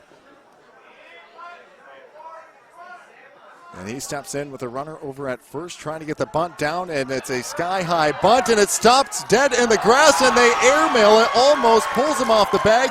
Roos reaches on the infield bunt. The runner goes over to second. Paul is at second now. And a mistake there by the Larks defensively. And now Matt Thielen steps in as Roos heads to the dugout. And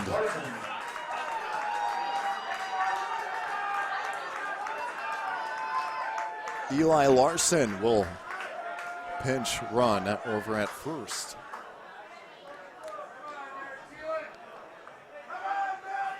So Thielen steps up to the plate. And that's the third error of the night.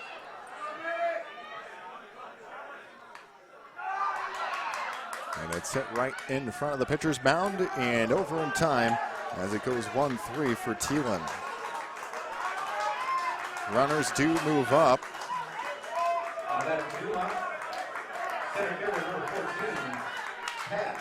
90 feet, so runners at second and third for Pat Kuzats.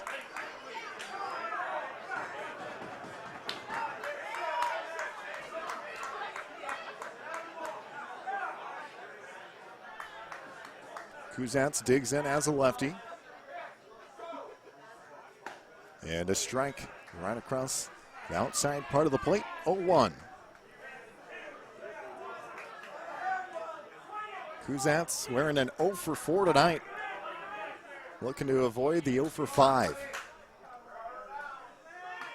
And he'll look for the bunt. And they'll try it at the plate, not in time. Scores run, the RBI from Kuzats makes it 4-1, 4-2 in the top of the ninth. What a clutch piece of hitting there from Pat Kuzats. The RBI scores James Paul from third. Larson over to third, and now runners on the corners. And an insurance run here in a game where runs have come at a minimum.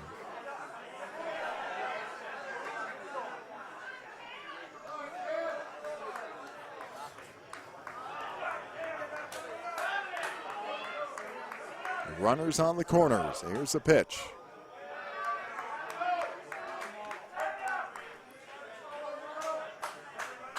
Again, Cameron Modal steps up to the dish. 0 for 1 tonight, I believe. Yep, that's what I have him down as, 0 for 1. Runners on the corner. Here's a pitch to Modal, and he swings it foul for strike number 1. 1 ball, 1 strike.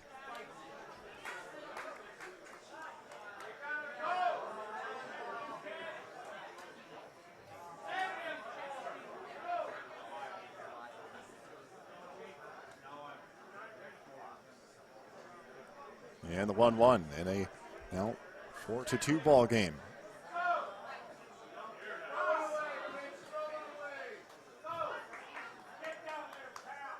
And the breaking ball, and they'll fake the throw down to second.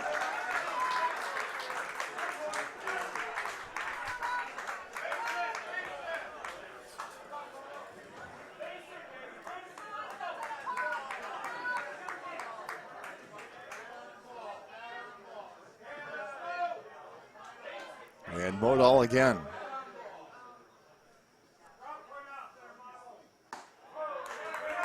And that's on the outside for ball number 3. 3 balls, 1 strike. Again in the bottom of the ninth for the Larks, it's the 8, 9, and 1 hitters all due up. As they'll leave it up to the bottom of the order. Strike number 2 runs it full. As Kay continues to battle here tonight. For his Larks team on the mound, came in the 5th inning. A swing and a miss. Strikeout there, and there are 2 away in the top of the ninth. Now back to the Saints. First baseman number 8, Eric Deal.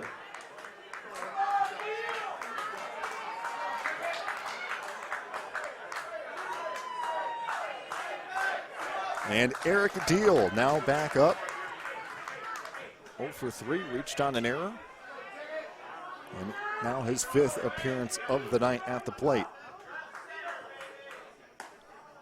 And a strike on the inside part of the plate as Case starts out on top 0-1.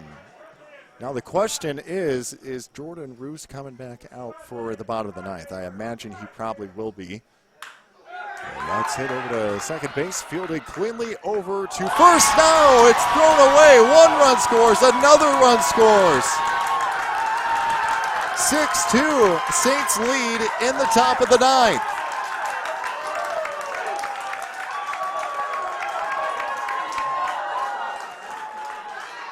So 3 runs across in this top of the 9th. And what a mistake. Fielded it cleanly, just the delivery to first not clean enough.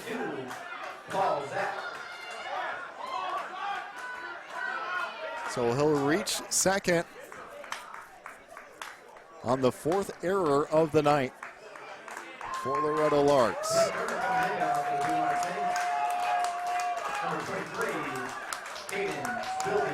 Now Caden Spildy comes in to pinch run.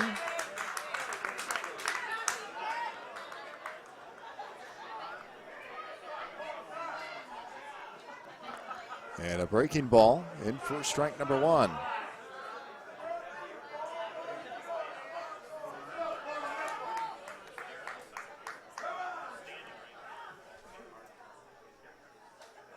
And a breaking ball on the inside part of the plate. As Paulzak steps back, and he's right back in. And a 1-1.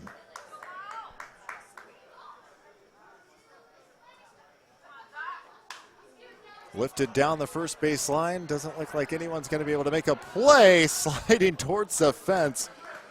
And Tyler Baher out in right field. Catches himself with his cleats, and he'll be back up with what he hopes is the final out of the top of the 9th, where 3 runs have come across. With the lack of a hit. Again over to second, fielded cleanly. Throw again over to first, just a bit low, but in time for out number 3.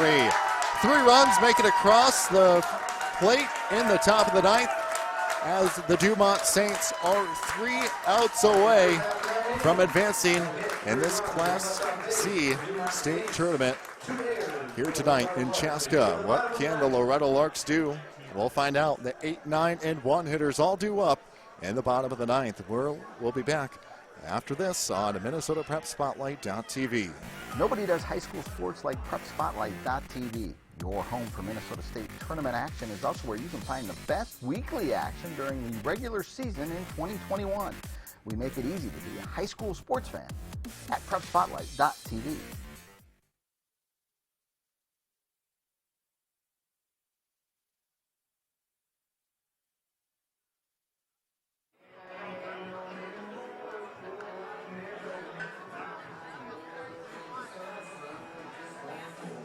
And why not? Jordan Roos comes back out. His 9th inning of work tonight for the Dumont Saints.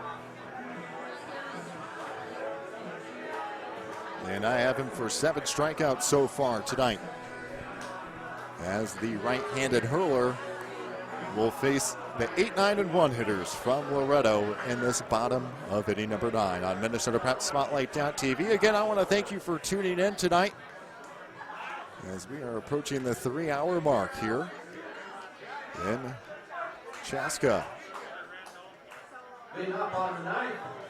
Earlier tonight, it was Waconia. The Lakers winning 3-0 over Foley.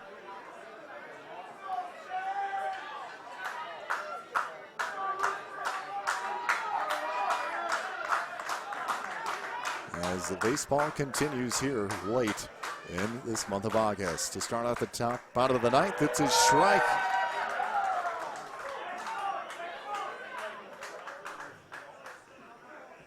And at the dish is Derek Ritter. Lifted out, and that'll find over at second base as it goes 4-3. Ritter grounds out. Looked like it was going to find a hole, but instead Ritter grounds out to the second baseman here in the bottom of the 9th.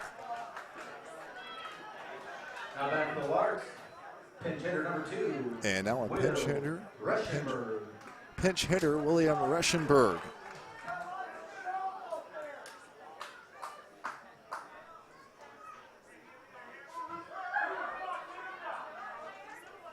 Rushenberg looks and watches a ball across the outside part of the plate.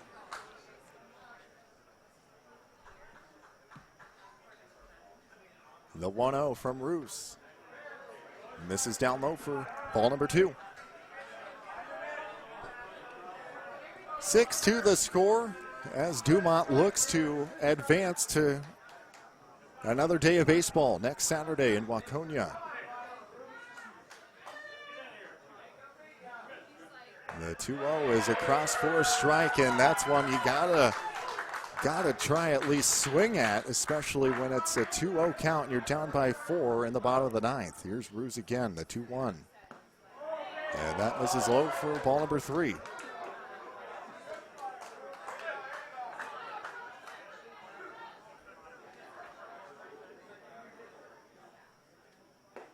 And that misses low, ball number 4. So Rushenberg draws a walk. And a much-needed potential run for the Larks in the bottom of the 9th, down 4. Ben Leitner steps up.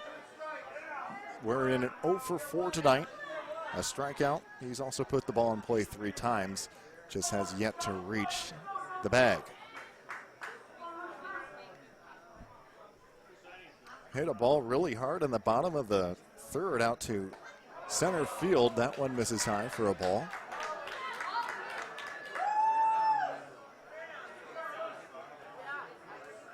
Looking down the left field line, the Saints do appear, it looks like, to have somebody warming up. Would be surprised if Roos does not go the distance. He went a complete game last week with 145 pitches. And he falls behind 2-0.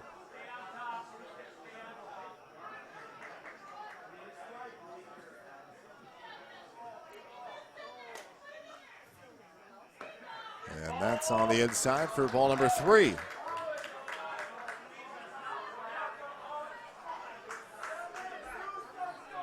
Roos trying not to lose him in the bottom of the 9th. Leitner again at the top of the order. Kent Cook on deck.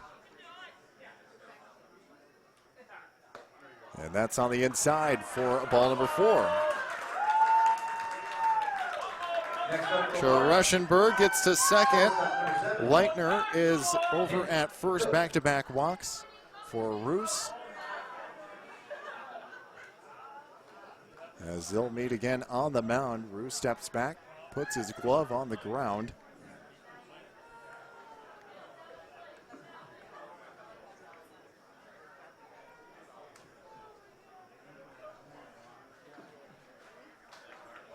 Paul Zach, the catcher, makes his way back to behind the plate.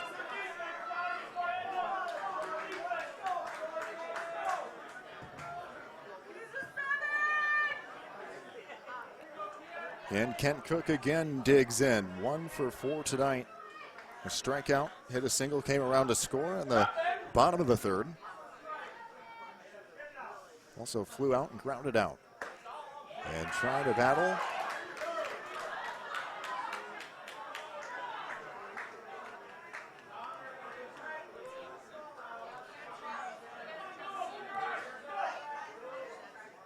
And the 1-0.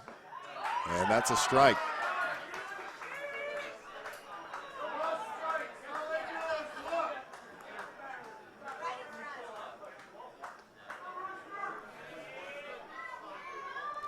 One ball, one strike, one away here, bottom of the 9th, and that's a strike on the outside part of the plate.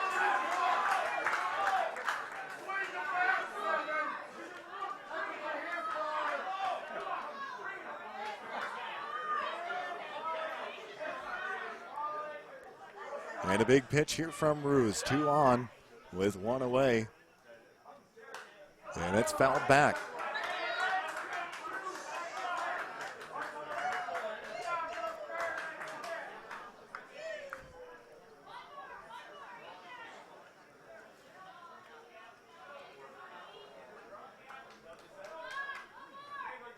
Leitner takes the lead, as does Reschenberg.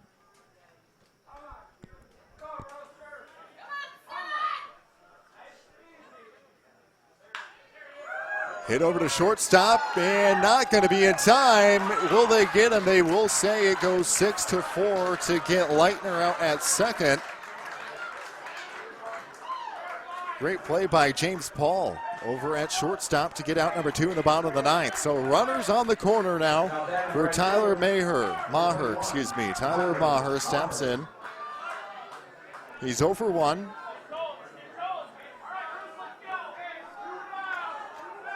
He is 1 for 2 tonight with a stolen base. Drew a couple of walks, had a single in the bottom of the 8th inning where they loaded the bases but failed to score.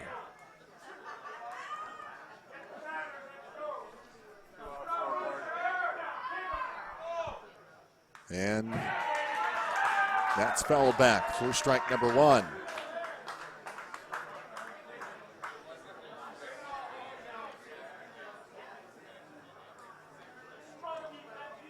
Approaching the third hour of this game, got underway at 7:37. Loretto scored in the bottom of the third to take the lead. That one's hit over and through for a base hit. That'll score 1 from third. Runner makes it from first all the way to third, so an RBI single from Kent Cook. From Tyler Maher. Third baseman number 1, Keenan Hodgkins. And again, it is 6-3. Here in the bottom of the ninth.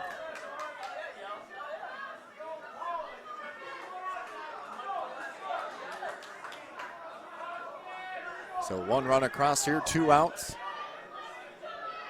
And again, that's Keenan Hodgkin at the dish, the cleanup hitter. 1 for 3 officially, had a walk as well. He's also scored a run. On the outside for strike number 1.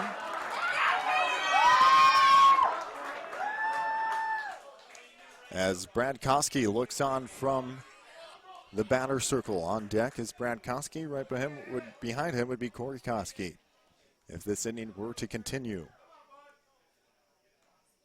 And the 0-1 is a smooth-looking curveball. Looked like a strike right down the plate. I'm kind of sitting off the plate a little bit, though, but Mike Stietka says it is a ball. 1 ball, 1 strike. Ruse continues to battle out there. And that's a strike down low. I think Hodgkin thought it was a little lower. But nonetheless, a strike and 1 ball, 2 strikes. A moment Saints fans have been waiting for all week since a big one last week. Coming down to the final strike in the bottom of the ninth in this Class C state tournament. Ruse looks in again. 2 on, 2 out, the 1-2. Breaking ball goes over the head. That'll score 1 from third. Make it 6-4 here in the bottom of inning number 9.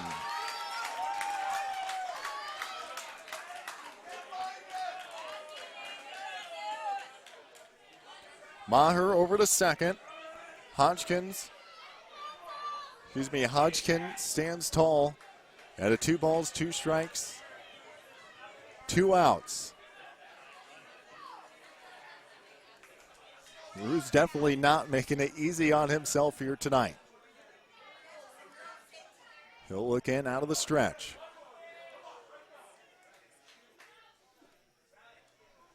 Two balls, 2 strikes, 2 outs. Ruse.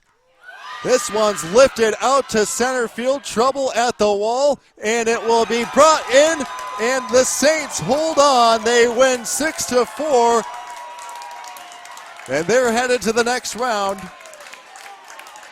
of this Class C baseball state tournament as they hold on tonight in Chaska. The final 6-4, 6 runs on 7 hits, 1 error for Dumont, 4 runs on 4 hits, 4 errors for Loretto tonight here in Chaska.